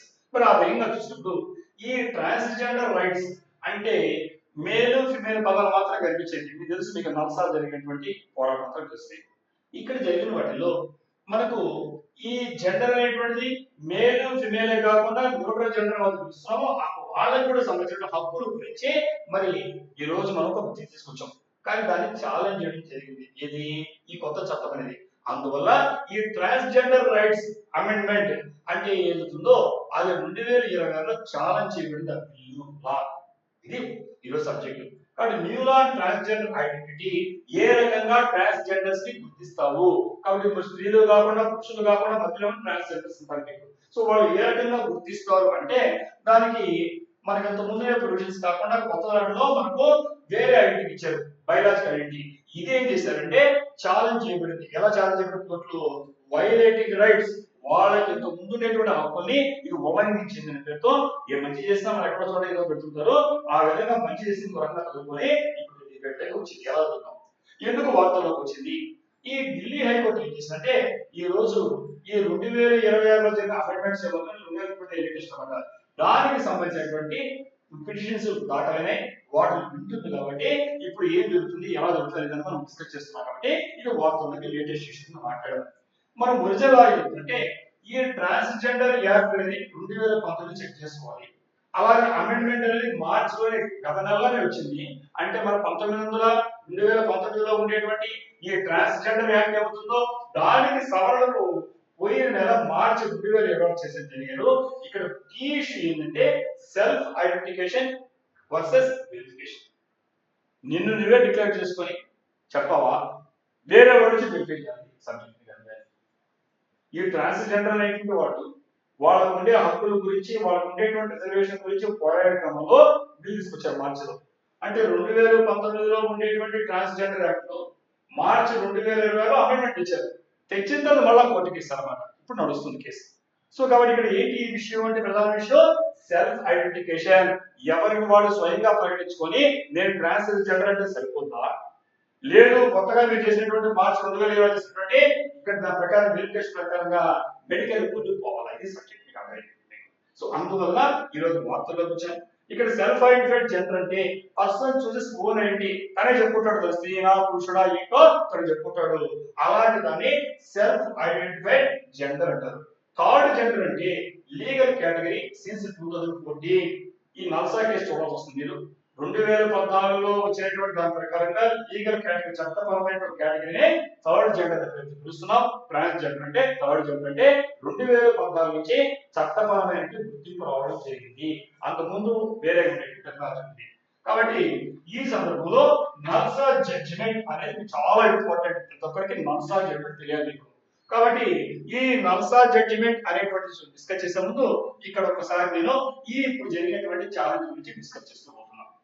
Removal of self identification అంటే ఇక్కడ ఏం జరిగిందంటే వాళ్ళు స్వయంగా ప్రకటించుకోకుండా ఇప్పుడు వచ్చిన మార్చి 2026లో వచ్చినటువంటి అమెండ్మెంట్ ప్రకారంగా, సవరణ చట్టం ప్రకారంగా ఇక్కడ అంతకుముందు సెల్ఫ్ ఐడెంటిఫికేషన్ దేని ప్రకారంగా ఈ ట్రాన్స్జెండర్ యాక్ట్ ప్రకారంగా, ఇప్పుడు అమెండ్మెంట్ ఏం చేసిందంటే రిమూవల్ ఆఫ్ సెల్ఫ్ ఐడెంటిఫికేషన్ అంటే వాళ్ళే ప్రకటించుకుంటే కుదరదు చెప్పేసింది. కాబట్టి ఈ యాక్ట్ ఏం చేసిందంటే 2019లో ఉండేటువంటి ట్రాన్స్జెండర్ యాక్ట్ లో ఉండేటువంటి ప్రొవిజన్ ఏంటంటే right to self perceived gender identity అంటే వాళ్ళే నేను ఏ జెండర్, మగవాడినా లేడీనా జెండర్ చెప్పుకోవడానికి ఉండేది అక్కడ 19లో. దీన్ని ఏం చేశారంటే వాళ్ళు చెప్పుకోవడం కష్టంగా ఉంటుంది, బయలా చూసేందుకు అంటే సామాజికంగా వాళ్ళు డిస్క్రిమినేషన్ తో పెట్టింది గవర్నమెంట్. కానీ ఇప్పుడు బయట చేశారన్నమాట వీళ్ళు చట్టం. ఇక్కడ ఏం చెప్తున్నారంటే వాళ్ళకు ఉండే హక్కు సెల్ఫ్ పర్సీవ్డ్ జెండర్ ఐడెంటిటీ. ఎవరికి వాళ్ళు నేను ఏ లింగము, నేను స్త్రీనా పురుషున్నా ట్రాన్స్జెండర్ చెప్పుకున్నటువంటి వాళ్ళకు ఉండే హక్కుని 2019 ప్రకారం చట్టం ఉంటే మీరు ఏం చేస్తారు, మెడికల్ సర్టిఫికేషన్ ప్రాసెస్ వెళ్ళమంటారు. అంటే వాళ్ళకు ఉండే హక్కుల్ని మీరు కాలరాసింది అమెండ్మెంట్ అని ఇప్పుడు కోర్టులో ఛాలెంజ్ చేయడం జరిగింది. సో కాబట్టి ఇక్కడ మ్యాండేటరీ మెడికల్ బోర్డ్స్ అంటారు. మార్చి 2016లో 2026 చేసినటువంటి అమెండ్మెంట్ లో ఏం చెప్తారంటే ఒక డిస్ట్రిక్ట్ మ్యాజిస్ట్రేట్ ఆయన ఏం చేస్తారంటే ఈ రోజు ట్రాన్స్జెండర్ సర్టిఫికేట్ ఇష్యూ చేస్తాడు ఈ కొత్తగా వచ్చినటువంటి అమెండ్మెంట్ ప్రకారంగా. సో కాబట్టి ఎలా చేస్తాడు, based on the recommendation of medical board, ఒక మెడికల్ బోర్డు ఉంటుంది. ఆ మెడికల్ బోర్డు ఇచ్చినటువంటి ఏమొద్దిస్తారో దాని ఆధారంగా డిస్ట్రిక్ట్ మ్యాజిస్ట్రేట్ మాత్రమే అతను ట్రాన్స్జెండరా కాదా, థర్డ్ జెండరా కాదని ఇష్యూ చేస్తాడు. దీని ఆధారంగా ఈ మార్చి 2026 వచ్చిన అమెండ్మెంట్ అది మాట్లాడుతున్నారు. అంతకుముందు ఏంటంటే స్వయంగా వాళ్ళు ప్రకటించి సరిపోయేది లేదని, ఇప్పుడు కాకుండా మెడికల్ ఎగ్జామినేషన్ పోవాలంటే వాళ్ళ ప్రైవసీకి భంగం మాట్లాడుతున్నారు చెప్తున్నాం. కాబట్టి ఇక్కడ ఈ కాన్స్టిట్యూషనల్ వల్నరబిలిటీస్, ఇక్కడ రాజ్యాంగపరమైనటువంటి సమస్య ఏం తలెత్తాయంటే ఈ పిటిషనర్స్ ఎవరైతే ఇప్పుడు మాట్లాడే కోర్టుకి వెళ్ళారో హైకోర్టుకి, వాళ్ళు ఎవరు వాదిస్తున్నారంటే ఆర్టికల్ 14, ఆర్టికల్ 19, మనకు ఆర్టికల్ 20 అని కోర్టు చేయడం మొదలెట్టింది. అంటే ఎప్పుడు మాట్లాడినా పార్టీలో మనం ఈ ఆర్టికల్ కోట్ చేసుకుంటూ ఆర్టికల్ ఏం చెప్పింది ఇలా మాట్లాడతాడు. అంటే రాజ్యాంగంలో ఉండే కాన్స్టిట్యూషనే వాళ్ళు జాగ్రత్తగా చదివి లాయర్ వాదిస్తుంటారు. సో కాబట్టి ఇక్కడ ఈ పిటిషన్లు ఏం వాదిస్తున్నారంటే ఇప్పుడు చెప్పినటువంటి అమెండ్మెంట్ మీరు ఏమైనా చేశారో ఈ 2019లో ఉండేటువంటి ట్రాన్స్జెండర్ యాక్ట్ ఏమవుతుందో దానికి మనకు మార్చి 2026 అమెండ్మెంట్ మీరు ఏం చెప్తున్నారంటే అంతకుముందు సెల్ఫ్ ఐడెంటిటీ వాళ్ళు కూడా ప్రకటించుకుంటే మేలా ఫిమేలా ట్రాన్స్జెండర్ సరిపోయి మీరేం చెప్తున్నారు, డిస్ట్రిక్ట్ మ్యాజిస్ట్రేట్ ఆధ్వర్యంలో ఒక మెడికల్ బోర్డు ఉండి ఆ మెడికల్ బోర్డు సూచన ప్రకారం మాత్రం ఇష్యూ చేస్తారు జిల్లా కలెక్టర్ చెప్తున్నారు. ఇది ఒక విధంగా సెల్ఫ్ ఐడెంటిటీ అనేటువంటిది లేకుండా మనం వెళ్ళడం అంటే మాకు రాజ్యాంగపరమైన హక్కులు ఉల్లంఘించారు. ఎలా ఉల్లంఘించారు, మొట్టమొదటి ఆర్టికల్ 14 ఏం చెప్తుంది, ఆర్టికల్ 4 ఈక్వాలిటీ అంటుంది, చట్టం ముందు అందరూ సమానం. మరి మేల్ కానీ ఫీమేల్ మీరు వెళ్ళారా, మీరు ఎక్కడ మెడికల్ ఎగ్జామ్కి వెళ్ళారా, మరి మేము ఎందుకు వెళ్ళాలి అంటే ఈక్వాలిటీ అని చెప్పినప్పుడు మనకు ఆర్టికల్ 14 ప్రకారంగా మేము వెళ్ళి మళ్ళీ వెళ్ళామంటే వాళ్ళు ఎవరు ధృవీకరించుకోవడం మేలో ఫిమేలో మీరు రిజర్వేషన్ ముందు మాత్రం వెళ్ళాలంటారు అని ఈక్వాలిటీ మీద వెళ్ళారు. అలాగే మనకు ఆర్టికల్ 19 వెళ్ళారు. ఆర్టికల్ 19 చెప్తుంది ఎక్స్ప్రెషన్ గురించి చెప్తా ఉంది, దీని మీద వెళ్ళారు. అలాగే మనకు 21 చెప్తుంది లైఫ్ తో పాటుగా జీవించేతో పాటుగా ప్రైవసీని, గోప్యత, వ్యక్తిగతమైన సమాచారాన్ని దాచిపెట్టచ్చు. నేను మెడికల్ ఎగ్జామినేషన్ పోతే నా బయటపడుతుంది కదా, నేను ఎందుకు చెప్పుకోలేను, మీకు అర్థమైంది. ఇది చాలా సంక్లిష్టమైనది, బాగా డిస్కస్ చేయాలి. టైం సరిపోదు గారి కరెంట్ అఫైర్స్ సెషన్ లో మళ్ళీ మనం పార్టీ సెషన్ డిస్కస్ చేస్తాం. సో కాబట్టి ఇక్కడ మనకు ఈ పిటిషన్ ఏం వైలేట్ చేసిందంటే ఆర్టికల్ 14, ఆర్టికల్ 19, ఆర్టికల్ 21. కాబట్టి ఆర్టికల్ 14, 19, 21 ఏం చెప్తున్నా ఎలా ఉల్లంఘించి మీరు ఎగ్జామ్స్ చదువుకోండి. నెక్స్ట్ కాబట్టి ఈ అమెండ్మెంట్ అనేది ఇది కన్సిడర్ ఈ move from right based framework. ఇంతకుముందు ఎలా ఉంది, రైట్ బేస్ హక్కుల ఆధారంగా ఉండే ఫ్రేమ్వర్క్ నుంచి మీరు ఒక రెగ్యులేటర్ గా సర్వైలెన్స్ బేస్డ్, ఇంత ముందు నా రైట్ అది నేను కావాలా, నేను లేడీనా జెంటా, నేను ట్రాన్స్ఫర్ చెప్పుకోవడం హక్కు హృదయపంగా పెట్టాను. మీరేమంటారు అమెండ్మెంట్ చేసేగాలి ఏమవుతుందంటే ఈ రోజు నాకు రైట్ బేస్డ్ ఫ్రేమ్వర్క్ నుంచి నా హక్కుల ఆధారంగా ఉండేటువంటి దాని గురించి ఎలా మారిపోయానో రెగ్యులేటర్ అనేది నియంత్రించేవాడు కలెక్టర్ మెడికల్ బోర్డు. రెగ్యులేటరీ గాను సర్వేలెన్స్ అంటే నిఘా ఉండి మీరు అవునా కాదా పరీక్షించి సర్టిఫికేట్ ఇస్తారా, ఇది మా హక్కులు కావాలని వెళ్ళారు. సో కాబట్టి ఇది ఎలాంటి ప్రభావం చూపిస్తుంది వెల్ఫేర్ పైన, సంక్షేమం పైన చూస్తే the lack of documentation from medical board. కాబట్టి ఎప్పుడైతే మెడికల్ బోర్డు లో నుంచి డాక్యుమెంటేషన్ సరైన సర్టిఫికేట్ రాకపోతే ఏమవుతుందంటే restrict access to welfare treatments. నీకు ఏం చేస్తుంది గవర్నమెంట్, నువ్వు ట్రాన్స్జెండర్ అయితే ఇప్పుడు ప్రత్యేకంగా సదుపాయం ఇస్తుంది. నువ్వు ఎప్పుడైతే నీ మెడికల్ బోర్డు డాక్యుమెంటేషన్ లేకపోతే, ఈ సర్టిఫికేట్ లేకపోతే ఈ వెల్ఫేర్ మెజర్స్, ఈ సంక్షేమ పథకాలు దూరం అయిపోతుంది. అర్థమైన సమస్య. సో అలాగే it create a criminalization of gender. అంటే దాని ఒక నేరస్తులాగా, అంటే వీళ్ళేదో ఉల్లంఘించేశారు అనేది ఒక నేరస్తులా వస్తుంది. ఇది వీళ్ళు చెప్పేటువంటి విషయంలో కంప్లైంట్ చేస్తాం అనమాట. కాబట్టి అంతకుముందే మా బాగుందంటారు. సో ఇది ఒక డిబేట్ నడుస్తూ ఉంది బయట. ఎందుకంటే ఉద్దేశం అనేది ఏదైనా కూడా వాళ్ళు ఇంత ముందు ఉద్దేశం ఎందుకంటే వాళ్ళు ఆ విధంగా సమాజంలో గురవుతున్నారు.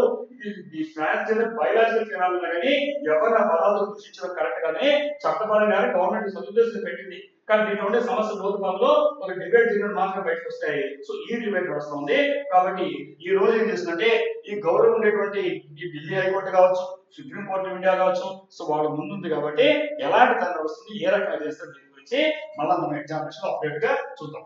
మరి మనకు ఈ లీగల్ యాక్షన్ ఏం జరుగుతుంది చూసినప్పుడు ఇప్పుడే మాట్లాడినట్టుగా ఈ లీగల్ యాక్షన్ ఢిల్లీ హైకోర్టు కానీ సుప్రీం కోర్టు అంటే మన గౌరవ ఉన్నత స్థాయి కానీ ఇవేం చేస్తున్నాయంటే ఇక్కడ ఈ యాక్ట్ అనేది ఇప్పుడు చెప్పినట్టుగా 2014లో ఉండేటువంటి యాక్ట్ వైలేట్ చేస్తుంది. ఈ నల్సా అనేటువంటి నేషనల్ లీగల్ సర్వీసెస్ అథారిటీ పేరుతో పిలుస్తారమ్మా. మీరు వినుంటారు మీరు ఆల్రెడీ ఇండియన్ పార్టీ చేసినప్పుడు. కాబట్టి నేషనల్ లీగల్ సర్వీసెస్ అథారిటీ అంటే విధంగా చెప్పాలంటే మనకు ఉండేటువంటి సేవలు అవుతుంటే దాని మనకు అధికృతమైన సంస్థనే నల్సా అనే పేరుతో పిలుస్తాం. ఇంతకుముందు నల్సా వర్సెస్ సెంట్రల్ గవర్నమెంట్ తీర్పు కూడా మీరు చూడండి. అక్కడ జడ్జిమెంట్ ఇస్తూ జెండర్ ఐడెంటిటీని సెల్ఫ్ డిటర్మైన్డ్ గా చెప్పింది. జెండర్ ఐడెంటిటీ అంటే నువ్వు లేడీనా, జెండా మేలా, ఫిమేలా, ట్రాన్స్జెండర్ సెల్ఫ్ డిటర్మైన్డ్ నువ్వే చెప్పుకుంటావు కానీ వేరే కూడా చెప్పగలి. ఆ రోజు నల్సా ఉండేటువంటి తీర్పులు. నల్సా అంటే నేషనల్ లీగల్ సర్వీస్ అథారిటీ అంటే మీకు దాని గురించి చదువుకోండి, ఎగ్జామినేషన్ కూడా ఉపయోగపడుతుంది. అంటే పేదవాడు కావచ్చు, బలహీనుడు కావచ్చు, డబ్బులా కాకూడదు. కాబట్టి గవర్నమెంట్ ఉచితంగా నీకు ఈరోజు కోర్టులో వచ్చేటువంటి సేవలు నల్సా రూపంలో అందిస్తుంది. ఇది ఛాలెంజ్ చేసినప్పుడు ఆ రోజు చెప్పిన జెండర్ ఐడెంటిటీ ఈ యొక్క వ్యక్తిని జెండర్ ని లింగాన్ని గుర్తించడానికి లేడీనా, జెండా మేలా, ఫిమేలా, ట్రాన్స్జెండర్ చెప్పడానికి వాళ్ళు సెల్ఫ్ ఐడెంటిటీ సెల్ఫ్ డిటర్మినేషన్ సరిపోతున్నారు. కానీ మీరు చెప్పేది మెడికల్ బోర్డు కలమన్నారు, డిస్ట్రిక్ట్ మ్యాజిస్ట్రేట్ కలమన్నారు. అంటే ఆ రోజు ఇచ్చినటువంటి దాని హక్కును ఉల్లంఘన చేయడమే వైలేషన్ వాదిస్తారు కోర్టులో. అది జరుగుతుంది. మరి దాని గురించి మనం మాట్లాడాం. సో అలాగే దాని తర్వాత ఇంకో రకమైనటువంటి అంశాన్ని చూస్తాం. ఒడిషా హేట్ స్పీచ్ లా ప్రపోజల్ అంటే లీగల్ గా చోట తీసుకొచ్చాం. ఇక్కడ మనం చూస్తే ఈ ఒరిస్సాలో హేట్ స్పీచ్ అంటే ఏంటి? విద్వేషపూరిత ప్రసంగాలు రెచ్చగొట్టేస్తుంటాం. అంటే కులం ఆధారంగా, మతం ఆధారంగా ఈరోజు చూస్తున్నాం భారతదేశంలో రాజకీయాలు ఏ రకంగా జరుగుతున్నాయో.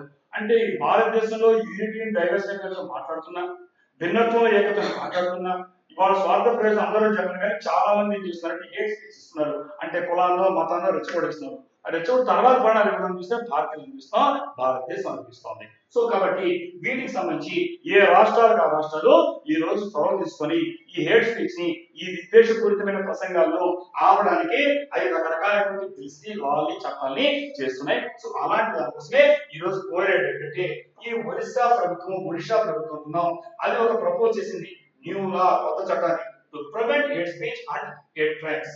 కాబట్టి విద్వేషపూరితమైనటువంటి యొక్క నేరాలు జరుగుతున్నాయి, అలాంటి స్పీచ్ మనం ఆపాలి అనే ఉద్దేశంతో ఒక కొత్త చట్టాన్ని తీసుకురావాలి ఒరిస్సా ప్రభుత్వం ప్రయత్నం చేస్తే అందువల్ల వార్తలకి ఈరోజు మనం చూస్తున్నాం. కాబట్టి ఇక్కడ ఎందువల్ల అంటే న్యూస్ లో ఉందంటే Odisha law commission recommended hate speech act 2026.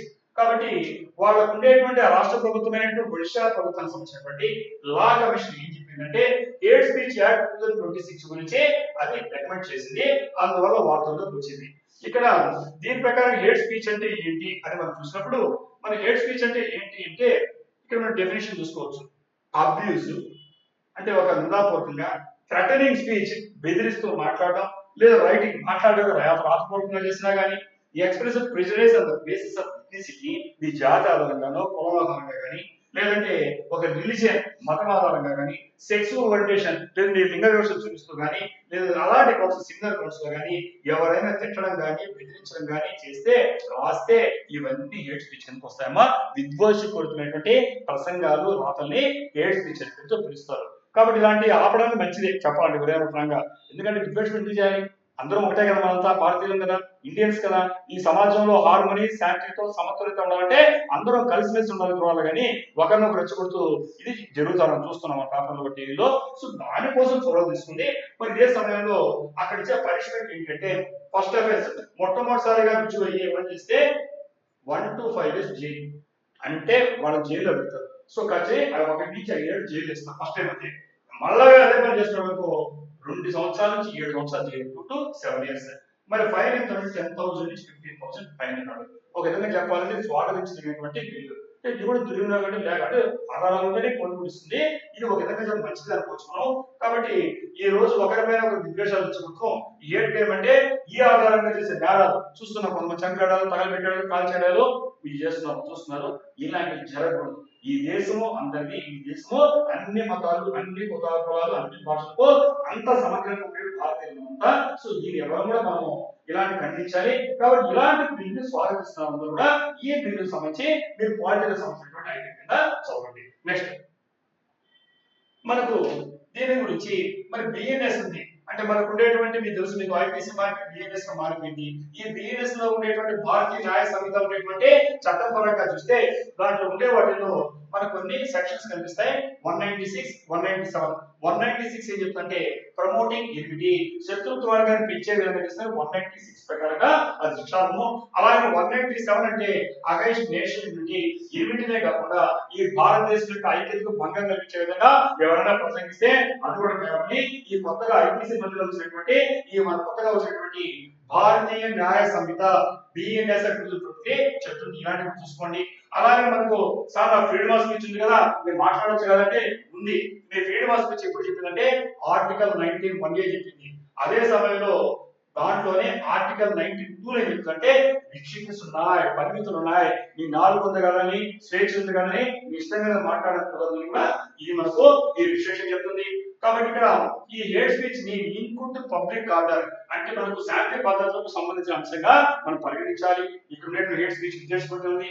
అందువల్ల బిఎన్ఎస్ అనేది కూడా ఈ ఐపీసీ ప్లేస్ లో వచ్చిన బిఎన్ఎస్ అన్న ఆ యొక్క సెక్షన్ చూసాం. కాబట్టి ఈ దీంట్లో సోషల్ మీడియా కంటెంట్ ఉంది. అంటే నా సోషల్ మీడియా కదా, నా పత్రికా స్వేచ్ఛ తెలిసి విద్వేషపూరిత ప్రసంగాల్ని, ఈ భారతీయుల్ని యొక్క హార్మోనిని, సమతుల్యతని, సమగ్రతని దెబ్బతీసే విధంగా ఎవ్వరు కూడా చేయాలకు అవ్వలేదు. ఇది కూడా మీరు గుర్తుపెట్టుకోండి. కాబట్టి ఇక్కడ ఇదే సమయంలో ఎగ్జామినేషన్ లో ఆర్టికల్ 19 వర్సెస్ రిస్ట్రిక్షన్స్, ఆర్టికల్ 19 మీకు ఎలాంటి రకమైనటువంటి ఒక రైట్స్ ఇచ్చింది, అదే సమయంలో ఆర్టికల్ 19(2) లో చెప్పినటువంటి రిస్ట్రిక్షన్స్ పరిమితులు ఏంటో చెక్ చేసుకోండి. అలాగే మనకు ఉండేటువంటి ఈ బిఎన్ఎస్ సెక్షన్స్ ఇస్తాడు. 196 కావచ్చు, 197 కావచ్చు, వాటిని మ్యాచ్ చేయమంటాడు.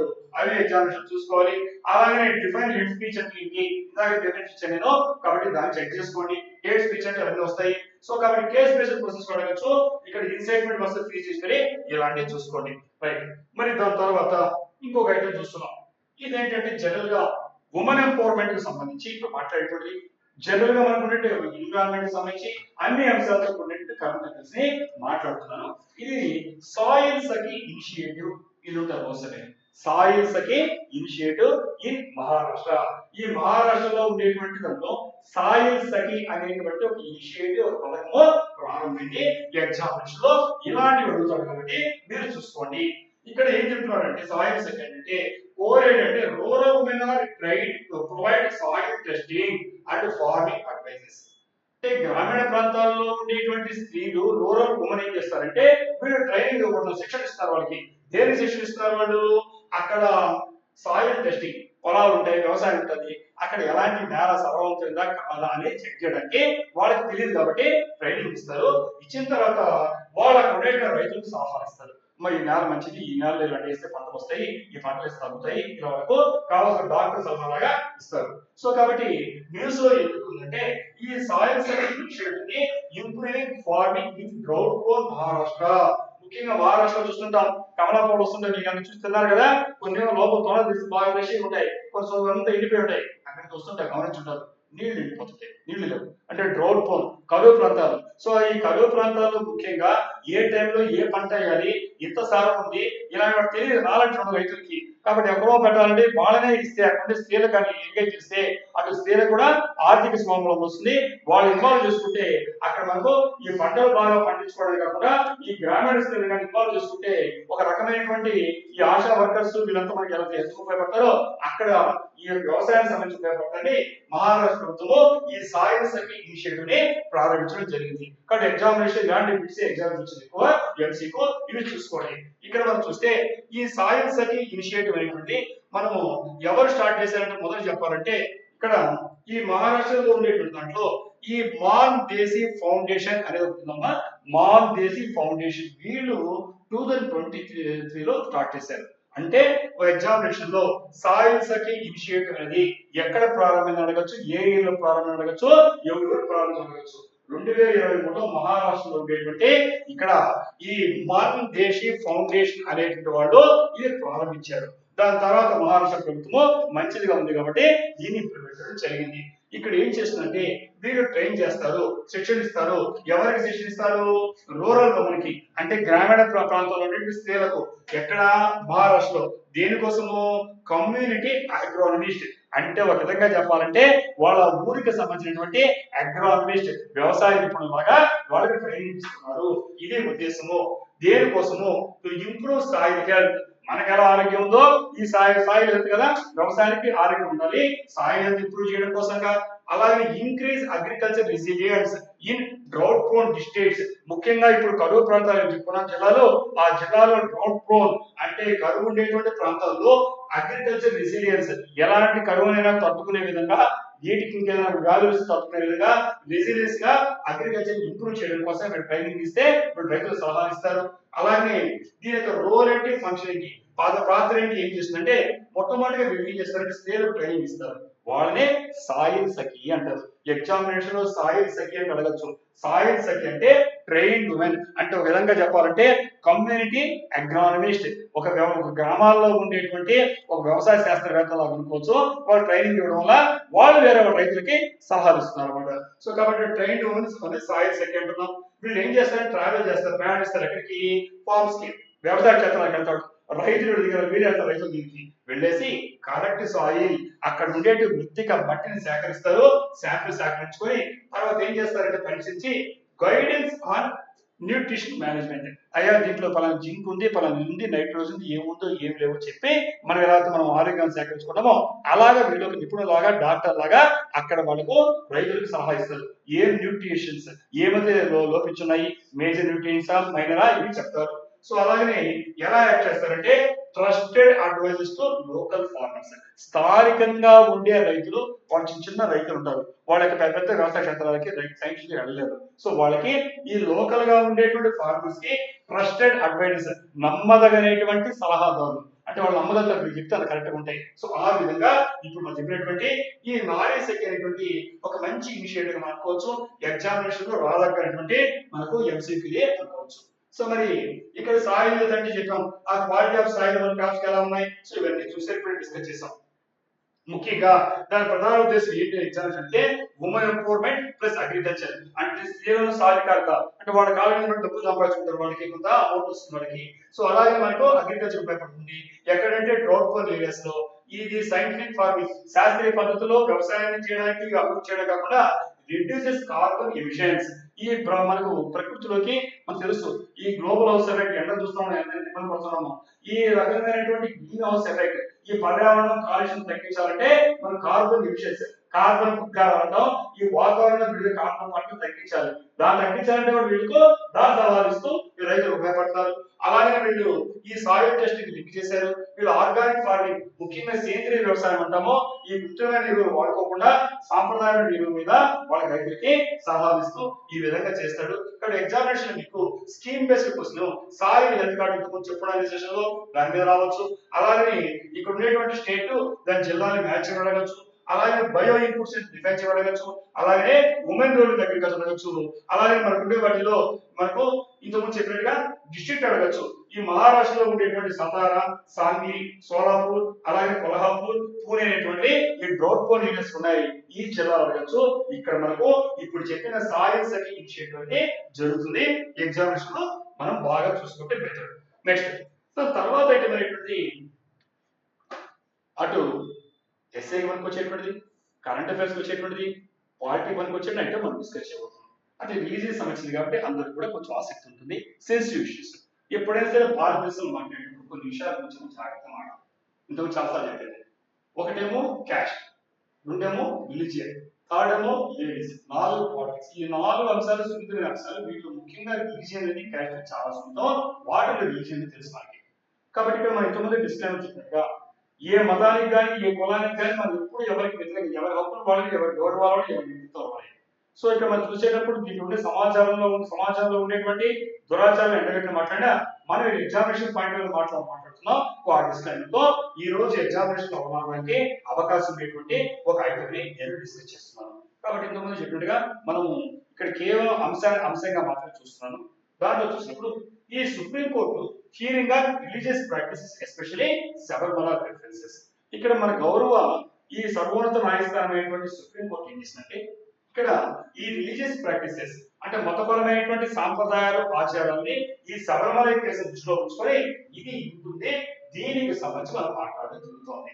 కోర్ట్ అంటే ఈ supreme court is deciding limits of court intervention in religious practices. ఈ మతపరమైనటువంటి ఆచారాలు లేదా సంప్రదాయాలు ఈ కోర్టు యొక్క ఇంటర్వెన్షన్ జోక్యం అనేటువంటి దానికి పరిమితులు ఉన్నాయా లేవా, అంటే అన్నింటిలో జోక్యం తీసుకుని వెళ్ళొచ్చా, లేదు కోర్టు కూడా పరిమితులు ఉన్నాయా, ఇది సబ్జెక్ట్ కదండి. అంటే శబరిమల ఇష్యూని బేస్ చేసుకొని ఇక్కడ అన్ని రకాల ఆర్టికల్స్ వస్తాయి, రాజ్యాంగ పరీక్షలు వస్తాయి, అన్ని డిస్కస్ చేస్తూ పోతున్నారు అన్నమాట. సో కాబట్టి ఇక్కడ మనకు ఈ మతపరమైన విషయాలంటే ఎంతవరకు జోక్యం చేసుకోవచ్చు, అట్లా జోక్యం చేసుకుంటే వెళ్ళొచ్చా వెళ్ళకూడదా, ఎంతవరకు జోక్యం చేసుకోవాలి, ఇలాంటి ఇష్యూస్ ఇది ఫ్యూచర్ లో రకమైన డిబేట్స్ కి దారి తీసే ఇష్యూ కాబట్టి దీన్ని మనం ఎగ్జామినేషన్ పాయింట్ లో చూస్తున్నాం. Y news 9 judge bench hearing Sabarimala related constitution process. మీరందరూ తెలుసు మీకు శబరిమల అంటే కేరళలో ఉంది, శబరిమల అంటే ఈరోజు నార్త్ ఇండియా కానీ సౌత్ ఇండియా ఎక్కువ వెళ్తున్నారు. అది ఒక రకమైనటువంటి 41 డేస్ తో కూడినటువంటి ఒక రకమైనటువంటి బ్రహ్మచర్యతో కూడినటువంటి దాంట్లో దీని మీద రకరకాల చర్చలు నడుస్తుంటాయి. ఒక రకాల మతాలు ఇంకో వాదిస్తారు, ఈ మతం వాళ్ళు డిఫెండ్ చేసుకో రకరకాలు జరుగుతున్నాయి. సో ఆ వాదోపవాదాలు ఇక్కడ మన సెషన్లో ఇక్కడ ఏం మాట్లాడుతున్నాం అంటే ఇక్కడ జెండర్ బయాస్ అనేది జరుగుతోంది. స్త్రీలు ఎవరైతే ఉన్నారో వాళ్ళు ఈ 14 ఇయర్స్ నుంచి వాళ్ళు ఉండేటువంటి వాళ్ళు 50 ఇయర్స్ రాకపోతే జరిగింది. అక్కడ జరిగిన దాంట్లో దాన్ని మేము వెళ్ళొచ్చు అని చెప్పేసి అక్కడ ఉండేటువంటి స్థానిక వాళ్ళ కోర్టుకు వెళ్ళడం, వాళ్ళ కోర్టుకి వెళ్ళడం ఈ రకమైన డిబేట్ కి హిందువులు కమ్యూనిటీలో ఆందోళన చెందగడం, ఇలాంటి డిబేట్ మనం కొంతకాలం చూస్తున్నాం. సో ఈ పరిస్థితుల్లో ఇక్కడ మతం కాకుండా యాక్చువల్ గా ఇలాంటి విషయాలు కమ్యూనిటీలో ఉండేటువంటి దేశంలో ఉండేటువంటి హార్మోనికి దానికి ఏమైనా భంగం కలిగిస్తున్నాయి కదా, అదే సమయంలో రాజ్యాంగ పరమైన ఉల్లంఘనలు జరుగుతున్నాయి కదా, ఇలాంటి డిబేట్ నడిచే క్రమంలో ఇప్పుడు ఇష్యూ రావడం జరిగింది. అంటే అనేక కోణాలుగా దీంట్లో అంటే ఒక రకమైన మతపరం చూస్తున్నాం, స్వేచ్ఛను చూస్తున్నాం, స్త్రీచేతను చూస్తున్నాం, జెండర్ బ్యాచ్ చూస్తున్నాం, అలాగే దానికి సంబంధించినటువంటి ఈ కమ్యూనిటీ దేశంలో ఉండే హార్మోని దానికి సంబంధించిన సమగ్రతకు ఎలాంటి భంగం కలిగిన అనేక అంశాలు రాజ్యాంగ పరిరక్షణ ఎలా ఉన్నాయి, కోర్టు యొక్క జోక్యం ఎంతవరకు ఉండొచ్చు, అలాగే మనకు ఉండేటువంటి ఎగ్జిక్యూటివ్, జ్యుడిషియరీ, లెజిస్లేటివ్ మూడు ఉంటే వాటిలో ఉండే సమన్వయంలో ఉండేటువంటి చర్చకు అన్నిటికీ ఒక డిబేట్ అయినటువంటి కేసు శబరిమల కేసు. కాబట్టి దీన్ని విస్తృతంగా ఎస్ఏలో మీరు బాగా ప్రిపేర్ అవ్వాల్సి అంశంగా మారింది. సో దాని గురించి ఈ రోజు మనము కొన్ని అంశాలు డిస్కస్ చేస్తున్నాం. ఇక్కడ ఈ follow the rituals and practice of a temple stay honourable supreme court. మీరందరూ కూడా న్యూస్ పేపర్ లో చూస్తుంటారమ్మా, అసలు మీరు ఒకటే ఉంటుంది follow the rituals and practice of temple or stay.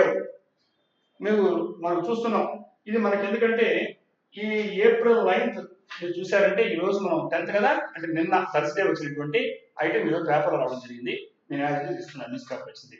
ఏమంటుందంటే సుప్రీంకోర్టు, గౌరవ సుప్రీంకోర్టు సర్వోన్నత న్యాయస్థానం ఏం మాట్లాడుతుంటే follow the rituals and practice of A temple. ఇక్కడ శబరిమల కేసు రెఫరెన్స్ చూసిన శబరిమల ఉంటే కాదు, ఏ టెంపుల్ అయినా, ఏ దేవాలయం అయినా, ఏ మతం అయినా సరే నీకు నమ్మకం ఉంటే ఖచ్చితంగా వెళ్ళాలనుకుంటే అది వర్షిప్ ప్లేస్, ఆ మతానికి సంబంధించి గౌరవిస్తూ ఆ ప్రాక్టీస్ రిచువల్స్ ఫాలో, కాకపోతే స్టే అవుట్, బయట అంటే విస్పష్టమైన తీర్పు చేసింది ఈరోజు. అర్థమైనప్పుడు మీకు ఇంతకు రోజు నడుస్తా ఉంది డిబేట్, రోజు నడుస్తా ఉంది. ఈ రోజు క్లియర్ గా మీరు మొబైల్ చూస్తే అటు ఇండియన్ ఎక్స్ప్రెస్ కానీ, హిందూ కానీ, ఇలాంటి నేషనల్ మ్యాగజైన్స్ కానీ, నేషనల్ న్యూస్ ఛానల్స్ కానీ చూస్తే క్లియర్ గా ఒకే మాట ఉంది, ఇదే హెడ్లైన్స్. ఆనరబుల్ సుప్రీం కోర్ట్, గౌరవ ఉన్నత న్యాయస్థానం ఇలాంటి డిబేట్ చెక్ పెడుతూ ఒకే మాట ఉంది, ఏ టెంపుల్ అంటే ఇక్కడ హిందూ దేవాలయం కాదమ్మా, ఏ మతానికి సంబంధించిన కానీ వాళ్ళకంటూ కొన్ని రిచువల్స్, వాళ్ళకంటూ కొన్ని ప్రాక్టీస్ ఉంటాయి, నీకు నమ్మకం ఉంటే వాటిని ఫాలో ఖచ్చితంగా చెప్పిన వాటిని, లేకపోతే స్టే అవుట్, బయటే ఉండు అని చెప్పేసింది క్లియర్ గా. అంటే ఎందుకంటే ఇలా చెప్తూ ఇక్కడ ఈ పిటిషన్స్ ఏవైతే ఉన్నారో వాళ్ళు ఏం చెప్పారంటే 2018 నుంచి వడ్డీ తీర్పు గురించి ప్రస్తావించారు. Which allowed women of all ages. ఇప్పుడే చెప్పాను శబరిమలకి సంబంధించిన దాంట్లో ఇక్కడ ఎవరైతే రజస్వల అని పేర్కొంటారో విచ్చేత అనేవాళ్ళు వెళ్ళబోతూ మళ్ళా తిరిగి మెనిస్ట్రేషన్ ఎంత వరకు అని అంటారు. సో దాన్ని వాళ్ళు ఛాలెంజ్ చేస్తూ వెళ్ళినప్పుడు అక్కడ అంత ముందు చేస్తే ఒక తీర్పు వచ్చింది 2018, మీకు అంతా తెలిసిన విషయమే. వాళ్ళు ఏమన్నారంటే ఆల్ ఏజెస్, అన్ని రకాల వయసుల వాళ్ళకి సమానంగా, ఎందుకంటే జెండర్ ఈక్వాలిటీ ఉంది కాబట్టి ఎక్కడ ఈక్వాలిటీ ఎక్కడ రాజ్యాంగమో మీరు వెళ్ళొచ్చని తీర్పు ఇవ్వడము, దాని తర్వాత వెళ్ళడము, అక్కడ డిబేట్లు అవన్నీ మన టీవీలో చూస్తాం. సో కాబట్టి ఇక్కడ enter Sabarimala didn't apply the ఇక్కడ సాంప్రదాయ టెస్ట్. కాబట్టి ఇక్కడ ఏమంటుందంటే ఇక్కడ ఆనరబుల్ సుప్రీం కోర్టు ఏం చెప్తుంది, 2018లో జరిగినటువంటి పిటిషన్ బట్టి తీర్పు ప్రకారంగా అక్కడ ఉండే వాటిలో ఏ వయసుకు చెందిన వాళ్ళని సరే టోటల్ గా అందరూ కూడా శబరిమల కలచ్చు, డిడెంట్ అప్లై ద ఇక్కడ సాంప్రదాయ. ఇక్కడ మనం మళ్ళా చెప్తే సాంప్రదాయం అంటే రకరకాల డిబేట్ పెట్టబాకండి, నేను డిస్క్లైమర్ ఇచ్చాను, కేవలం ఎగ్జామినేషన్ లో ఎస్ఏకి మాత్రమే నేను మాట్లాడుతున్నాను. కాబట్టి సాంప్రదాయం అంటే ఏంటి, సనాతన స్వామి, ఇలాంటి డిస్కషన్ నాకు అవసరం లేదు. ఇక్కడ డిస్క్లైమర్ ఏంటంటే గౌరవ న్యాయస్థానం ఇచ్చే తీర్పు ఎగ్జామినేషన్ లో ఏ రకంగా రావడానికి ఎంసీక్యూలో ఎస్ఏకి ఎలా ఉంది, దీని గురించి మాత్రం మాట్లాడుతున్నాను. Right. Honourable supreme court of India ఈ భారతదేశం యొక్క గౌరవ స్థానం ఏప్రిల్ 9 ఇవాళ 10th నిర్ణయించిన తీర్పు పేపర్ వచ్చింది.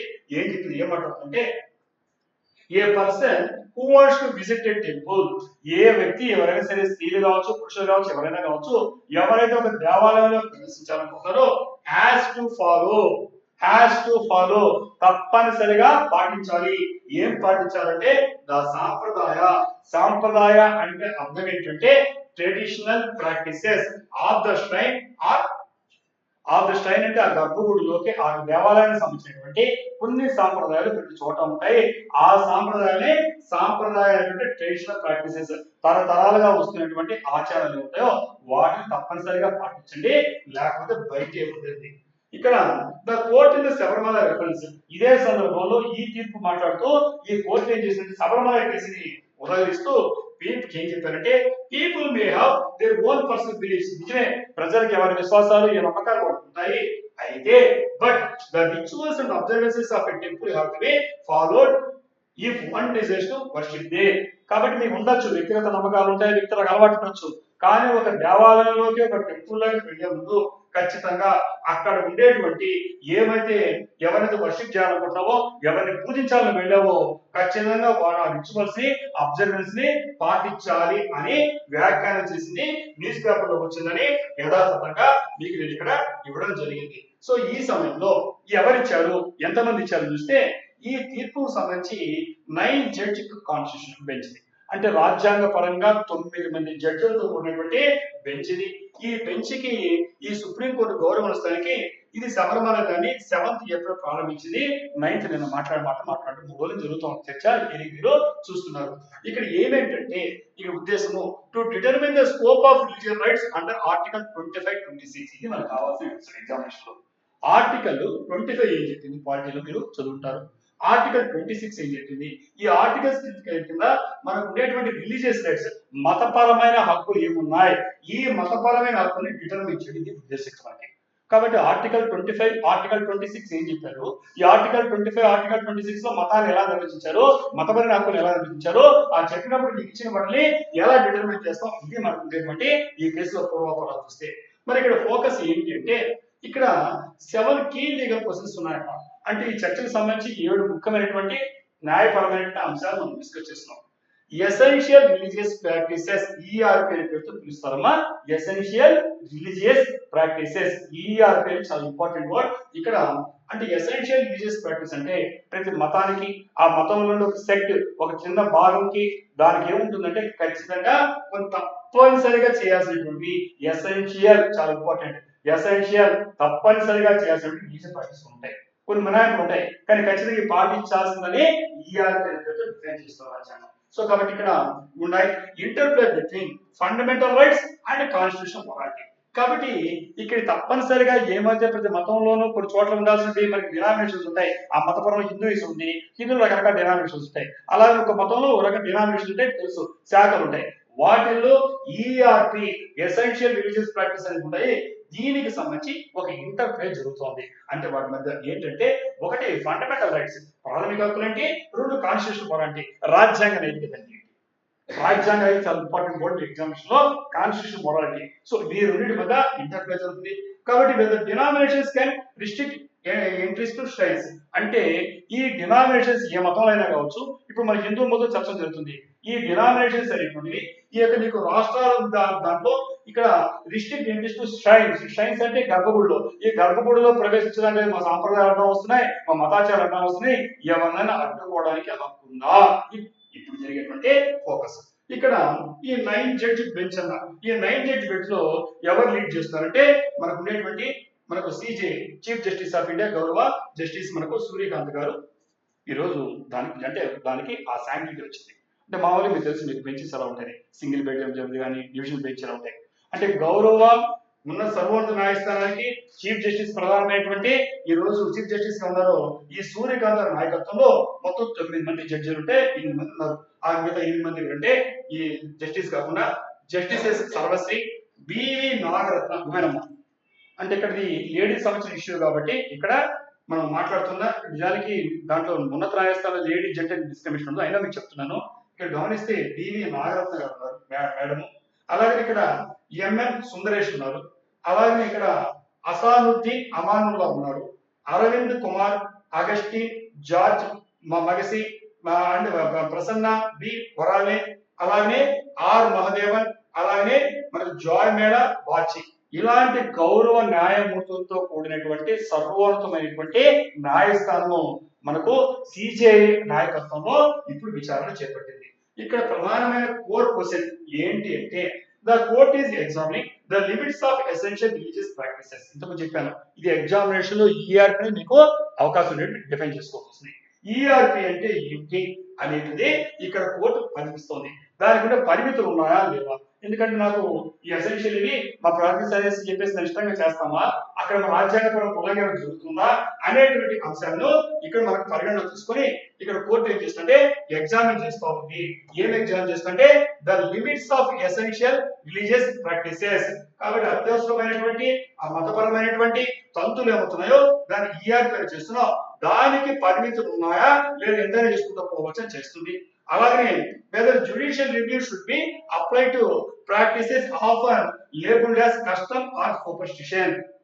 సాధారణంగా మూఢనమ్మకాల పేరుతో, అలాగే మనం సూపర్స్టిషన్ అంటాం ఇంగ్లీష్ లో, లేదు కస్టమ్స్ ఆచారం చెప్తాం, అలా పిలువబడేటువంటి వాటిల్లో ఏమవుతుంటాయో దాని జ్యుడిషియల్ రివ్యూ న్యాయ సమీక్ష జరగచ్చా జరగకూడదు. ఇలాంటివి ఈ రోజు ఇది సబ్జెక్ట్. కాబట్టి లోతు ఏడు చూడాలి. పైపైన కూర్చొని శబరిమలకి వెళ్ళొచ్చా లేకపోతే ఇది కాదనమాట. అంత లోతుగా అందుకే సర్వోన్నత న్యాయస్థానం ఈ రోజు ఇంత దాన్ని డిస్కస్ చేస్తూ పోతుంది. ఇక్కడ ఈ డినామినేషన్ రైట్స్ అయితే వస్తున్నాం పార్టీలో. ఇక్కడ దీన్ని మాట్లాడారు డినామినేషన్ రైట్స్ అంటే ఏంటి. కాబట్టి arguments are evaluating whether the rights of a religious denomination to manage its own affairs. Article 26, article 25 ఇంతకు చెప్పాను నేను. ఇక్కడ ఆర్టికల్ 25 చెప్తుంటే ఇక్కడ ఆర్టికల్ 26 చూస్తే arguments are evaluating whether the rights of a religious denomination. Denomination ఏం చెప్పాను, ఒక మతంలో రకరకాల డినామినేషన్ ఉంటాయి, శాఖలు ఉంటాయి. సో కాబట్టి వాటికి ఉండేటువంటి హక్కుల్ని ఇక్కడ మనము ఎవాల్యుయేట్ చేయొచ్చా టు మేనేజ్ ఓన్ అఫైర్స్. ఎందుకంటే ఆర్టికల్ 26 ప్రకారం ఏముంది, ప్రతి మతానికి స్వేచ్ఛ ఉంది, తనకు కావాల్సిన మతపరమైనది చేస్తుంది. మరి దాన్ని మనం ఎవాల్యుయేట్ చేయొచ్చా? అలాగే can over the state power to throw open public Hindu institutions. Article 25 చెప్తుందంటే దాని ప్రకారం చూసినప్పుడు మరి ఈ రోజు స్టేట్ కి ఏం చేస్తుంది, ప్రభుత్వానికి కొన్ని రకాలైన హక్కులు ఉన్నాయి. మరి ఈ పేరుతో ఇది ఓవర్ రైట్ చేయొచ్చా? ఇక్కడ can over right the states power to throw open public Hindu institutions.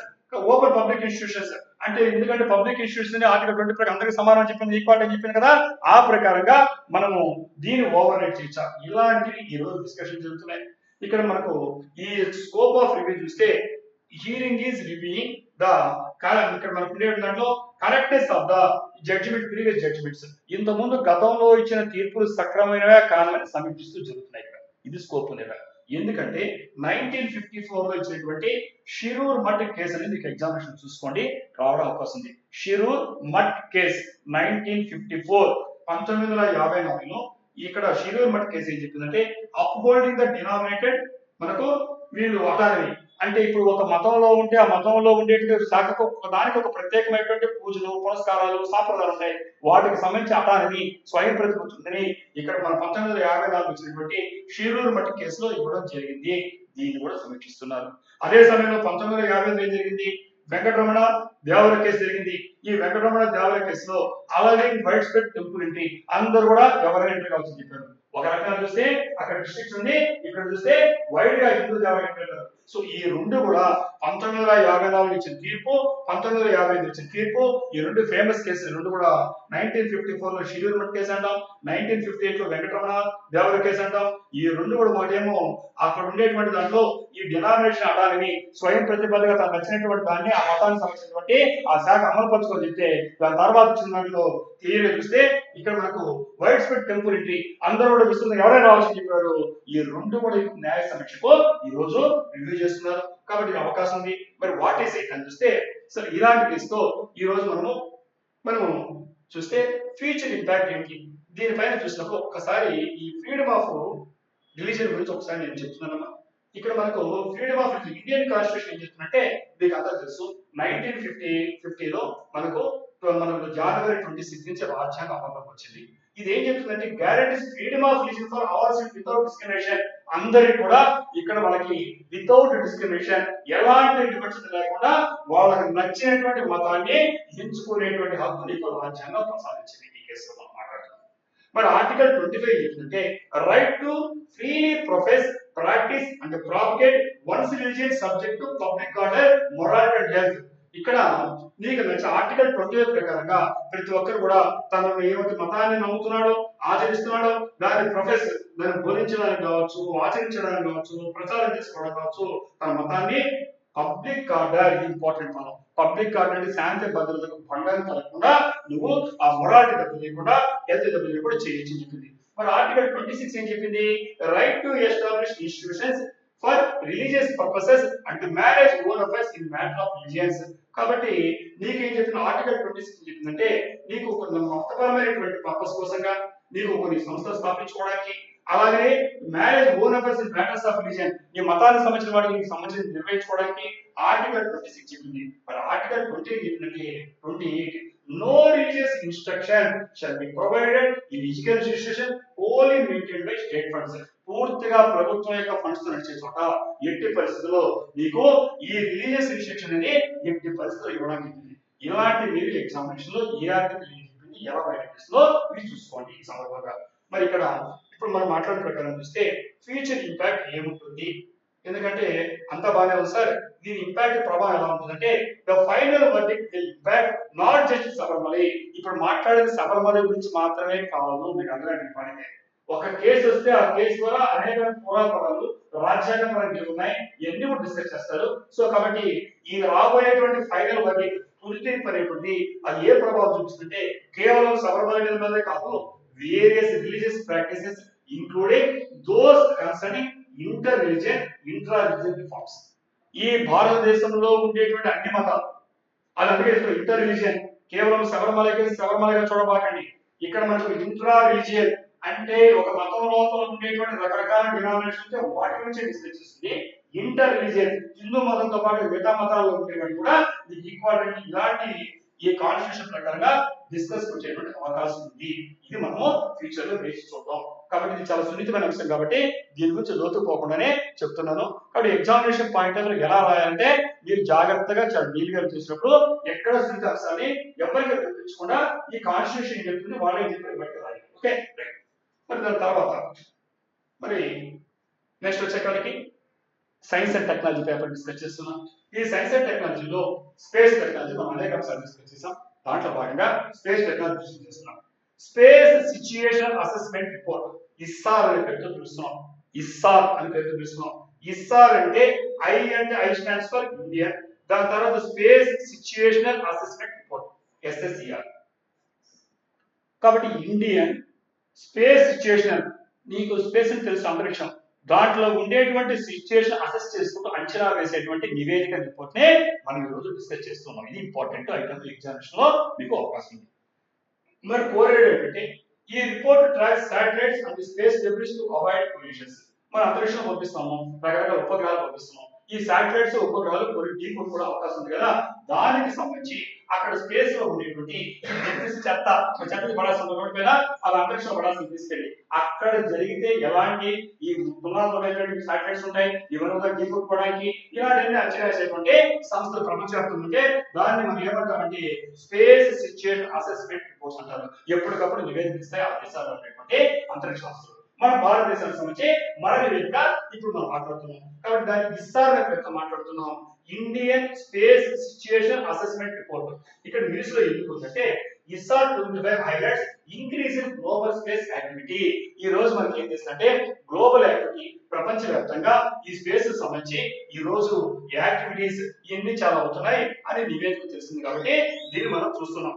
మరి ఇక్కడ మనం చూసినప్పుడు ఇక్కడ ఈ అంటే ఏంటి అని మనం ఒకసారి డిస్కస్ చేస్తే వాట్ ఈస్ ఇట్ అని మాట్లాడుతున్నాం.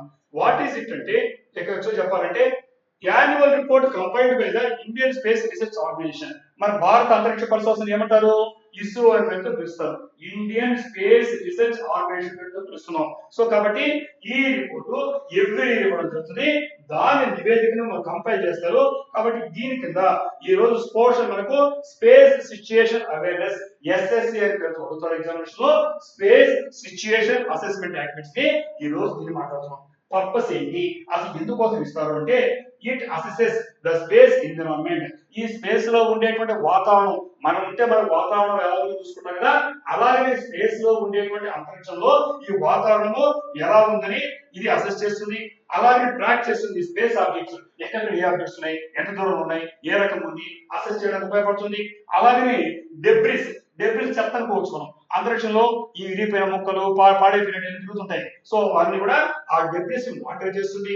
అదే కాకుండా ప్రొటెక్ట్ నేషనల్ స్పేస్ అసెట్స్, మనకి ఎలా ఆస్తులు ఉన్నాయో ప్రతి దేశానికి మన శాటిలైట్స్ చూపిస్తున్నాం, ఇది నేషనల్ అసెట్స్ జాతీయ సంపద స్పేస్ సంబంధించి, సో వాటిని సహాయపడుతుంది రక్షించడానికి. సో ఈ సందర్భ కంటెక్ట్ ఏంటంటే it includes analysis of Indian launch vehicles. కాబట్టి మనం ఇప్పటి వరకు ఏమేమి రాకెట్ పంపించాం, ఎలాంటి రాకెట్స్ పంపించాం, ఏ రకంగా విజయవంతమైన ఫెయిల్గా ఏ స్టేజ్ ఎలా ఉంది, దీన్ని విశ్లేషించడానికి అనాలిసిస్ చేయడానికి ఉపయోగపడుతుంది.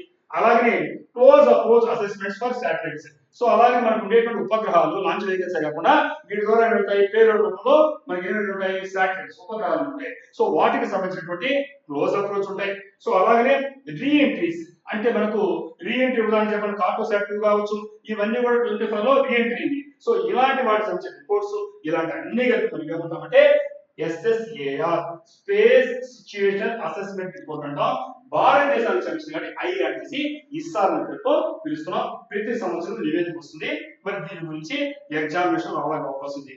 ఇదే సందర్భంలో మీరు ఆల్రెడీ స్పేస్ టెక్నాలజీలో డీటెయిల్ గా మీకు SNT మాస్టర్ చక్కగా ఎక్స్ప్లెయిన్ చేశారు. LEO అంటే ఏంటి, MEO అంటే, HEO అంటే, GEO అంటే మీరు చూసాం. సో ఇక్కడ మనం ఎట్టుంటే ఆ చుట్టూ ఉండే ఆర్బిట్స్ నియమితమైనటువంటి దాంట్లో ఆ కక్షలోనే మనం ఉండేటువంటి మనం సెలెక్ట్ చేసుకుంటాం. ఆ విధంగా LEO అంటే తెలుసు మీకు, లో ఎర్త్ ఆర్బిట్ అని పేరుతో పిలుస్తాం. లో ఎర్త్ ఆర్బిట్ అంటే మనకు తెలుసు మీకు ఎన్ని కిలోమీటర్లు ఎత్తు ఉంటుంది భూమి నుంచి, 160 కిలోమీటర్ నుంచి 2000 కిలోమీటర్ వరకు ఉండేటువంటి దాన్ని లో ఎర్త్ ఆర్బిట్ అంటే. ఈ భూమి చుట్టూ ఉండేటువంటి కక్షలు ఏమవుతున్నాయో ఎంత ఎత్తు ఉంది అనే ఆధారంగా మనం కక్షలు తెలుగులో ఇంగ్లీష్ ఆర్బిట్ అని పేరుతో పిలుస్తున్నాం. సో కాబట్టి 160 కిలోమీటర్స్ నుంచి 2000 కిలోమీటర్స్ వరకు LEO అని పిలుస్తాం. ఇది చెప్పాలంటే మీకు క్లియర్ గా అర్థం కావాలంటే ఇంటర్నేషనల్ స్పేస్ సెంటర్ ఉందమ్మా, అంతరిక్ష మనకు అంతర్జాతీయ అంతరిక్ష కేంద్రం పేరు ఉంటామో అక్కడ అంతరిక్ష ల్యాబొరేటరీ ఉంటే మన వాడు వీళ్ళు అక్కడ ఉండడం మనం తీసుకొని చూస్తుంటారు మీరు. ఇది ఎక్కడుందంటే ఈ లో ఎర్త్ ఆర్బిట్ అంటే ఈ డిస్టెన్స్ లో ఉండేటువంటి ఆర్బిట్ లో ఉంటుంది. ఇది దేనికి ఉపయోగపడుతుందంటే మోస్ట్ ఇమేజింగ్ శాటిలైట్స్, ముఖ్యంగా చెప్పాలంటే ఈ ఉపగ్రహాలన్నీ ఇమేజ్ తీస్తున్నాయి, ఫోటోలు తీస్తున్నాయి, ఇక్కడ ఉపయోగపడుతుంది. అలాగే మూవింగ్ ఎట్ హై స్పీడ్స్, ఇది ఎలా ఉంటుందంటే చాలా హై స్పీడ్స్ తో ఉంటుందంటే గంటకు 7.8 కిలోమీటర్ల వేగంతో చూస్తుంది. అలాగే ఒక ఆర్బిట్ అనేది ఒకసారి తిరగడానికి 90 నుంచి 120 మినిట్స్ అంటే 1.5 గంట నుంచి మీకు 120 మినిట్స్ అంటే 2 గంటల సమయంలో భూమి చుట్టేస్తామండి. ఈ కక్షలో ఉండేటువంటి శాటిలైట్స్ ఈ ఫోటోలు చేయడానికి వాడతారు. LEO ముఖ్యంగా ఇంటర్నేషనల్ స్పేస్ స్టేషన్ ఎక్కడ ఉందంటే LEO నుండి గుర్తుపెట్టుకోండి ఎగ్జామినేషన్ లో. నెక్స్ట్ MEO అంటే మండల్ ఎడ్యుకేషన్ ఆఫీసర్ రాయబారంలో ఇక్కడ స్పేసెస్ సంబంధించి reason of A space located around the earth situated between LEO and GEO. ఇప్పుడు చెప్పినటువంటి ఈ LEOకి ఈ GEOకి మధ్య కనిపిస్తుంది కదా, దీన్ని MEO అని పేరుతో పిలుస్తారు. MEO అంటే ఒక మీడియం ఎర్త్ ఆర్బిట్ అంటే అటు దేని మధ్యలో ఉందంటే లో ఎర్త్ ఆర్బిట్ కి అలాగే జియో స్టేషన్ ఆర్బిట్ కి మధ్యలో ఉంది, సో దీన్ని MEO అంటాం. నెక్స్ట్ HEO మీకు పెద్దగా వాడవచ్చు. HEO అంటే ఏంటంటే హైలీ ఎలిప్టికల్ ఆర్డర్, చూడండి ఇట్లా elliptic, so highly elliptical order with high eccentricity allowing satellite to spend long durations over high altitude regions. మనకి ఎత్తైనటువంటి పర్వత ప్రాంతాలు ఉంటాయి, అలాంటి వాటిలో ముఖ్యంగా చేయాలంటే వాటిలో ఎక్కువ కాలం శాటిలైట్స్ ఉండడానికి వాడేటుందని HEO అనే పేరుతో వాడతాం. ఇలా ఎలాగేట్ అవుతుంది సో వాడతాం. నెక్స్ట్ మీరు ఎక్కువ వాడే ఎగ్జామినేషన్ లో GEO వస్తుంది. GEO అంటే geostationary earth orbit, geostationary, GE అంటే ఎర్త్, O అంటే orbit, so geo station earth orbit అంటాం. ఇది ఎంత ఎత్తులో ఉంటుందంటే దాదాపు 35,786 కిలోమీటర్ల హైట్ లో ఉంటుంది. గుర్తుపెట్టుకోవాలి ఎగ్జామినేషన్ లో 35,786 కిలోమీటర్లు ఉంటుంది ఎర్త్ ఈక్వేటర్ నుంచి. కాబట్టి ఉండడం వల్ల ఏమవుతుందంటే ఈ శాటిలైట్స్ అనేటువంటి ఏమవుతుంటాయో అది ఈ కక్షలో ప్రవేశిస్తే అదే స్పీడ్ తో భూమి స్పీడ్ అదే స్పీడ్ తిరుగుతుంటాయి. అప్పుడు ఎలా ఉంటుంది మనకి? ఎక్కడ సపోజ్ నువ్వు యాంటీనా పెట్టుకున్నావు, పైన తీసారనుకో యాంటీనా చూస్తున్నా అనమాట. అంటే సేమ్ స్పీడ్, భూమి ఎంత స్పీడ్ తిరుగుతుందో ఈ కక్షలో కానీ ప్రవేశిస్తే అదే స్పీడ్ తిరుగుతాయి. కాబట్టి అక్కడే ఉన్నట్టు కనిపిస్తున్నాం నీకు. అందువల్ల దీనికి మనం అప్పుడు కొన్ని ప్రయోజనాలు దేని వాడుతున్నాం, ఏ శాటిలైట్ వాడతాం, దేనికి వాడతాం, పర్పస్ అర్థమవుతుంది. సో ఆ విధంగా చూసినప్పుడు ఇది ఫిక్స్డ్ దాంతో పైన మనకి ఎలా ఉంటుందంటే ఒకే చోట ఉంటుంది. కాబట్టి ఇక్కడ సింగిల్ కన్సిస్టెంట్ స్పాట్, ఒకే రకమైన స్పాట్ ప్రయోగించారు భూమి పైన. సపోజ్ ఇండియాలో ఉండే ఒక పాయింట్ ఉంది, ఆ పాయింట్ లో కనిపిస్తుంది. ఎందుకంటే అక్కడ ఉంది కాబట్టి అదే స్పీడ్ తిరుగుతుందంటే అక్కడ ఎక్కడ చూస్తే అదే ప్రాంతంలో కనిపిస్తుంది అన్నమాట. ఇది పర్పస్ జియో. ఈ జియో అనేది ముఖ్యంగా దేనికి వాడతారంటే కమ్యూనికేషన్ వాడతారు, వెదర్ వాతావరణాన్ని వాడతారు, బ్రాడ్కాస్టింగ్ శాటిలైట్ వాడతారు. కాబట్టి ఎగ్జామినేషన్ లో ఒక్కొక్క కక్షకి ఒక రకమైనటువంటి ఇంతే కాదు పర్పస్ ఉంది. ఆ పర్పస్ దృష్టిలో పెట్టుకొని ఇంతమంది చదువుకుంటారు. మళ్ళీ ఒకసారి చెక్ చేసుకోండి.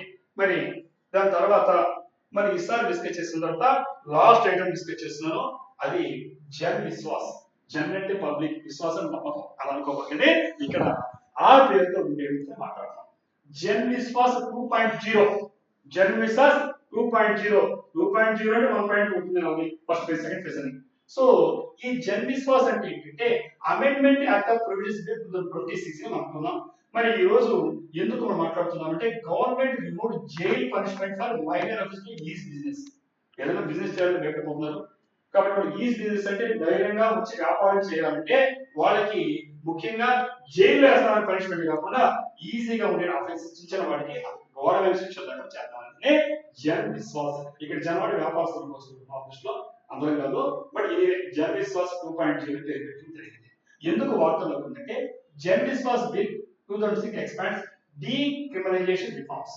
అంటే డీక్రిమినలైజేషన్, క్రిమినలైజేషన్ క్రిమినల్ నేరస్తులు, డీక్రిమినలైజేషన్ అంటే జైల్లో వేసే నేరస్తులకు పరికరంగా కాకుండా అరే బాబు చిన్న మైనర్ వాటికి నేను పెద్దగా ఏను జైలు చిన్న ఫైన్ వేస్తాను అంటే ధైర్యంగా బిజినెస్ చేయడానికి ముందుకు వస్తారు, ఈజీ అవుతుంది వ్యాపారము, అప్పుడు కొంచెం ముందుకు వస్తే అనే ఉద్దేశంతో అమెండ్మెంట్ చేసింది. కాబట్టి నేను జన్ విశ్వాస్ బిల్ 2026 అంటే ఈ బిల్లు మనం తెలుస్తున్నాం. ఇక్కడ మనం చూస్తే the initial 2025 bill was withdrawn. ఈ 2025 లో బిల్ వచ్చింది, అది విత్డ్రా అయిపోయి దాని ప్లేస్ లో ఇప్పుడు చెప్పినటువంటి 2.0 జన్ విశ్వాస్ 2026 బిల్ వచ్చి అది ఏం చేస్తుందంటే ఒక సెలెక్ట్ కమిటీకి పంపడం జరిగింది. సో దాంట్లో ఉండేదని చూస్తే ఇది ముఖ్యంగా మార్చి 27, 2026 లో లోక్సభలో ప్రవేశపెట్టబడింది. ఏదమ్మా జన్ విశ్వాస్ 2.0. మరి ఉద్దేశం ఏంటి అంటే to enhance is of doing business. కాబట్టి ఈ వ్యాపారం చేయడము అంటే భయపడే పరిస్థితి, ఉమ్మని చేయలేస్తారు భయం లేకుండా డూయింగ్ బిజినెస్, ఏ వ్యాపారం చేయడం అంటే సులభము అనేటువంటి దాన్ని పెంపొందించాలి. అలాగే లివింగ్ బై డీక్రిమినేషన్, మనకి ఏంటి సెంట్రల్ యాక్ట్స్ ఉన్నాయి, దాంట్లో మొత్తం జైలు వేసేట్టు ఉన్నాయి కొన్ని. ఆ జైలు అంటించిన వాడికి పాపం తెలివిని అంటించిన నేరాలు కూడా పాపం ఇబ్బంది పడతారు, అలాగే అక్కడ ఫైన్ వేసుకొని దాన్ని చేయడం ఉద్దేశం. మరి ఇక్కడ డీక్రిమినలైజేషన్ అంటే ఏంటి? Converts criminal offences into civil penalties. ఇప్పటి వరకు జైలు వేసేవాళ్ళు అంటే fines instead of jail, jail బదులు ఫైన్స్ చేస్తాము, క్రిమినల్ అఫెన్సెస్ ని సివిల్ పెనాల్టీస్ మారుస్తాము. కాబట్టి ముఖ్యంగా చెప్పాలంటే డ్రగ్స్ అండ్ కాస్మెటిక్స్, మీకు తెలుసు డ్రగ్స్ గురించి రకరకాలు ఉంటాయి. చిన్న చిన్న వాటి తెలియనటువంటి పొరపాటు కూడా ఏం చేస్తారంటే ప్రధాన కరెక్టే ఒక యాంగిల్, రెండు యాంగిల్లో తెలియకుండా వాళ్ళు జైల్లోకి వెళ్తున్నాడు, ఆ జైల్లో అనేటువంటి వెళ్లకుండా ఫైన్స్ వేస్తాము. అలాగే ఎలక్ట్రిసిటీ యాక్ట్ ఒకటి ఉంటుంది, దాంట్లో ఇలాంటి కఠినమైనటువంటి జైలు శిక్షణ మనకు తెలియని విషయాలు. సో దాన్ని ఈజీగా చేస్తే బాగుంటుంది అనే ఉద్దేశంతో ఇక్కడ డీక్రిమినేషన్ చేశారు. అలాగే దీనికి ఎవరు అమలు పరుస్తారంటే అడ్జుడికేటింగ్ ఆఫీసర్స్ అంటారు. అడ్జుడికేటింగ్ ఆఫీసర్స్, అడ్జుడికేటింగ్ ఆఫీసర్స్ అంటే ఈ appoints officials to handle enquiries and penalties. కాబట్టి దీనికి కోర్టుకు వెళ్లే పని లేకుండా మరి ఎవరు సమీక్షించాలి ఏం తప్పు జరిగితే అంటే కొత్తగా మనకు ఎవరైతే ఉన్నారో ఆ చట్టంలో ఇప్పుడు మనకు కొత్తగా మనకు కొన్ని పవర్స్ ఇస్తూ అడ్జుడికేటింగ్ ఆఫీషియల్స్ ని మనం అధికారులు నియమిస్తున్నారు. వీళ్ళు ఏం చేస్తారంటే ఎంక్వైరీ చేస్తారు, చేసి పెనాల్టీ చేస్తారు. కాబట్టి రెడ్యూసింగ్ జ్యుడిషియల్ బ్యాక్లాగ్, ఈ కోర్టుకి వెళ్ళగల కోర్టులో కేసులు వెళ్ళిపోతున్నాయి, ఏ సత్వరం దొరకలేదు. ఇప్పుడు అక్కడెక్కడ న్యాయాలు చూసుకుంటారు కాబట్టి జైలుకి వెళ్ళే పని లేకుండా సత్వరమైన న్యాయము జరగడానికి అవకాశం పెడుతున్నారు. అలాగే రేషనలైజేషన్ చూస్తే ఇంట్రొడ్యూస్ టైడ్ పెనాల్టీస్.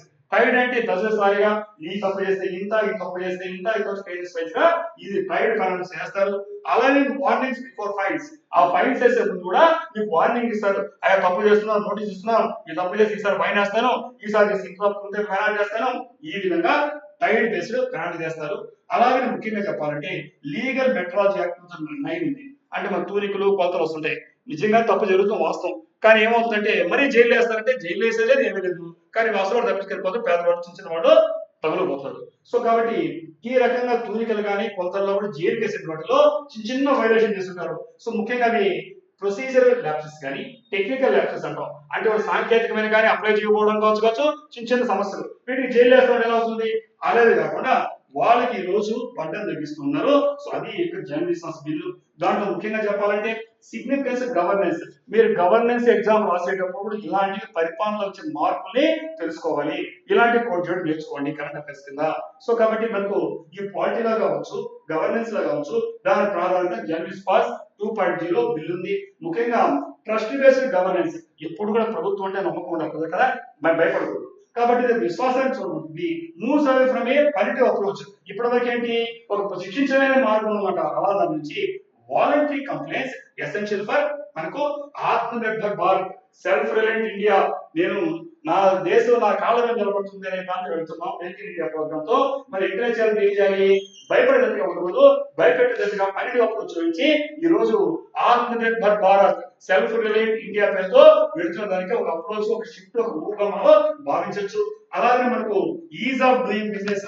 ఎందుకంటే ఈ రోజు మనకు భారతదేశంలో చూస్తే చాలా కేసులు పెండింగ్ కేసులు ఉన్నాయి జైలు శిక్షలు ఉండేలాగా. సో వాటన్నిటిని రిడ్యూస్ చేయడము దాదాపు మోర్ దాన్ 20,000 పెండింగ్ ప్రొడ్యూస్ ఉన్నాయి. ఎందుకంటే ఈ విధంగా దాంతో దాన్ని తగ్గించేసుకొని మనము ఈ రోజు వాళ్ళకు ఫైన్స్ రూపంలో చేస్తే ఈ కోర్టు కూడా భారం తగ్గుతుంది. ఇది కూడా కారణం కావచ్చు. అలాగే జ్యుడిషియల్ రిఫార్మ్స్. ఎందుకంటే ఈ కోర్టుపై భారం తగ్గించడానికి ముఖ్యంగా చిన్న చిన్న వాటిలో అడ్మినిస్ట్రేషన్ కి భారం వస్తుంది. ఇక్కడ ఇదే సందర్భంలో ఒక 2 ఆర్టికల్స్ ఒక ఆర్టికల్ ని కోట్ చేస్తున్నాను. ఆర్టికల్ 19(1) క్లాస్ 1G ఏం చెప్తుంది చెప్తాను ఈ సందర్భంలో.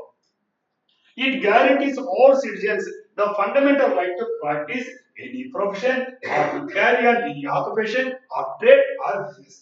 ఆర్టికల్ 19 భారత రాజ్యాంగంలో దాంట్లో 19 లో 1G ఏం చెప్తుందంటే ఏ వ్యక్తి అయినా సరే భారత పౌరుడు వాడు తనకు ప్రాథమిక హక్కు ఏంటిది ప్రాక్టీస్ చేయడానికి. ఏం ప్రాక్టీస్ చేయొచ్చు, ఎనీ ప్రొఫెషన్ నీకు నచ్చినటువంటి వృత్తిని ఎన్నుకోవడానికి.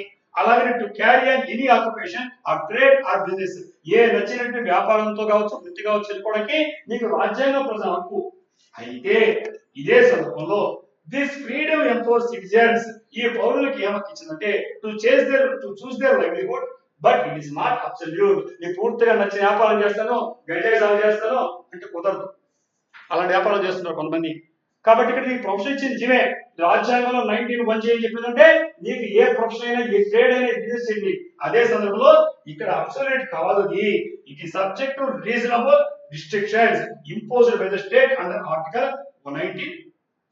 కాబట్టి ఇక్కడ ఏం చెప్తుందంటే అదే సందర్భంలో ఏ రాజ్యాంగం అయితే నీకు నచ్చినటువంటి ట్రేడ్ ని ప్రొఫెషన్ ని ప్రాక్టీస్ చేయడానికి అనుమతించిందో కొన్ని పరిమితులు విధించడానికి ప్రభుత్వాలకు హక్కు ఇచ్చింది. దాంట్లో భాగంగా మనం ఇప్పుడు మాట్లాడేటువంటి జన్ విశ్వాస్ 2.0. సో ఈ విధంగా ఎప్పటికప్పుడు మీరు సమీక్షించుకొని మనం ఊరికే స్టాటిక్ నేర్చుకోవాలి తప్ప డైనమిక్ నేర్చుకోవాలి. తెలుసు మీకు కాంపిటేటివ్ ఎగ్జామినేషన్ అంటే. సో ఇలాంటి అడుగుతాడు యూపీఎస్సీ లో కావచ్చు ఏపీఎస్సీ లో ట్రెండ్ మారింది. ఓల్డెన్ డేస్ లో ఓన్లీ స్టాటిక్ బయాట్ చేసి రాయేసేవాడు. అది కుదరదు మీకు అర్థమయ్యేది ఇప్పటికే. సో కాబట్టి ఎప్పటికప్పుడు క్లాస్ లోకి వచ్చిన తర్వాత అదే సెషన్ చూసేవాళ్ళు నోట్ చేసుకోండి. అప్పటికి మీరు నాన్ స్టాప్ గా చెప్పిన 1 అవర్ పైగా పడుతుంది. మీరు ఇంకో డీటెయిల్ చెప్పడం టైం సరిపోదు కాబట్టి బ్రీఫ్ చేస్తున్నాను.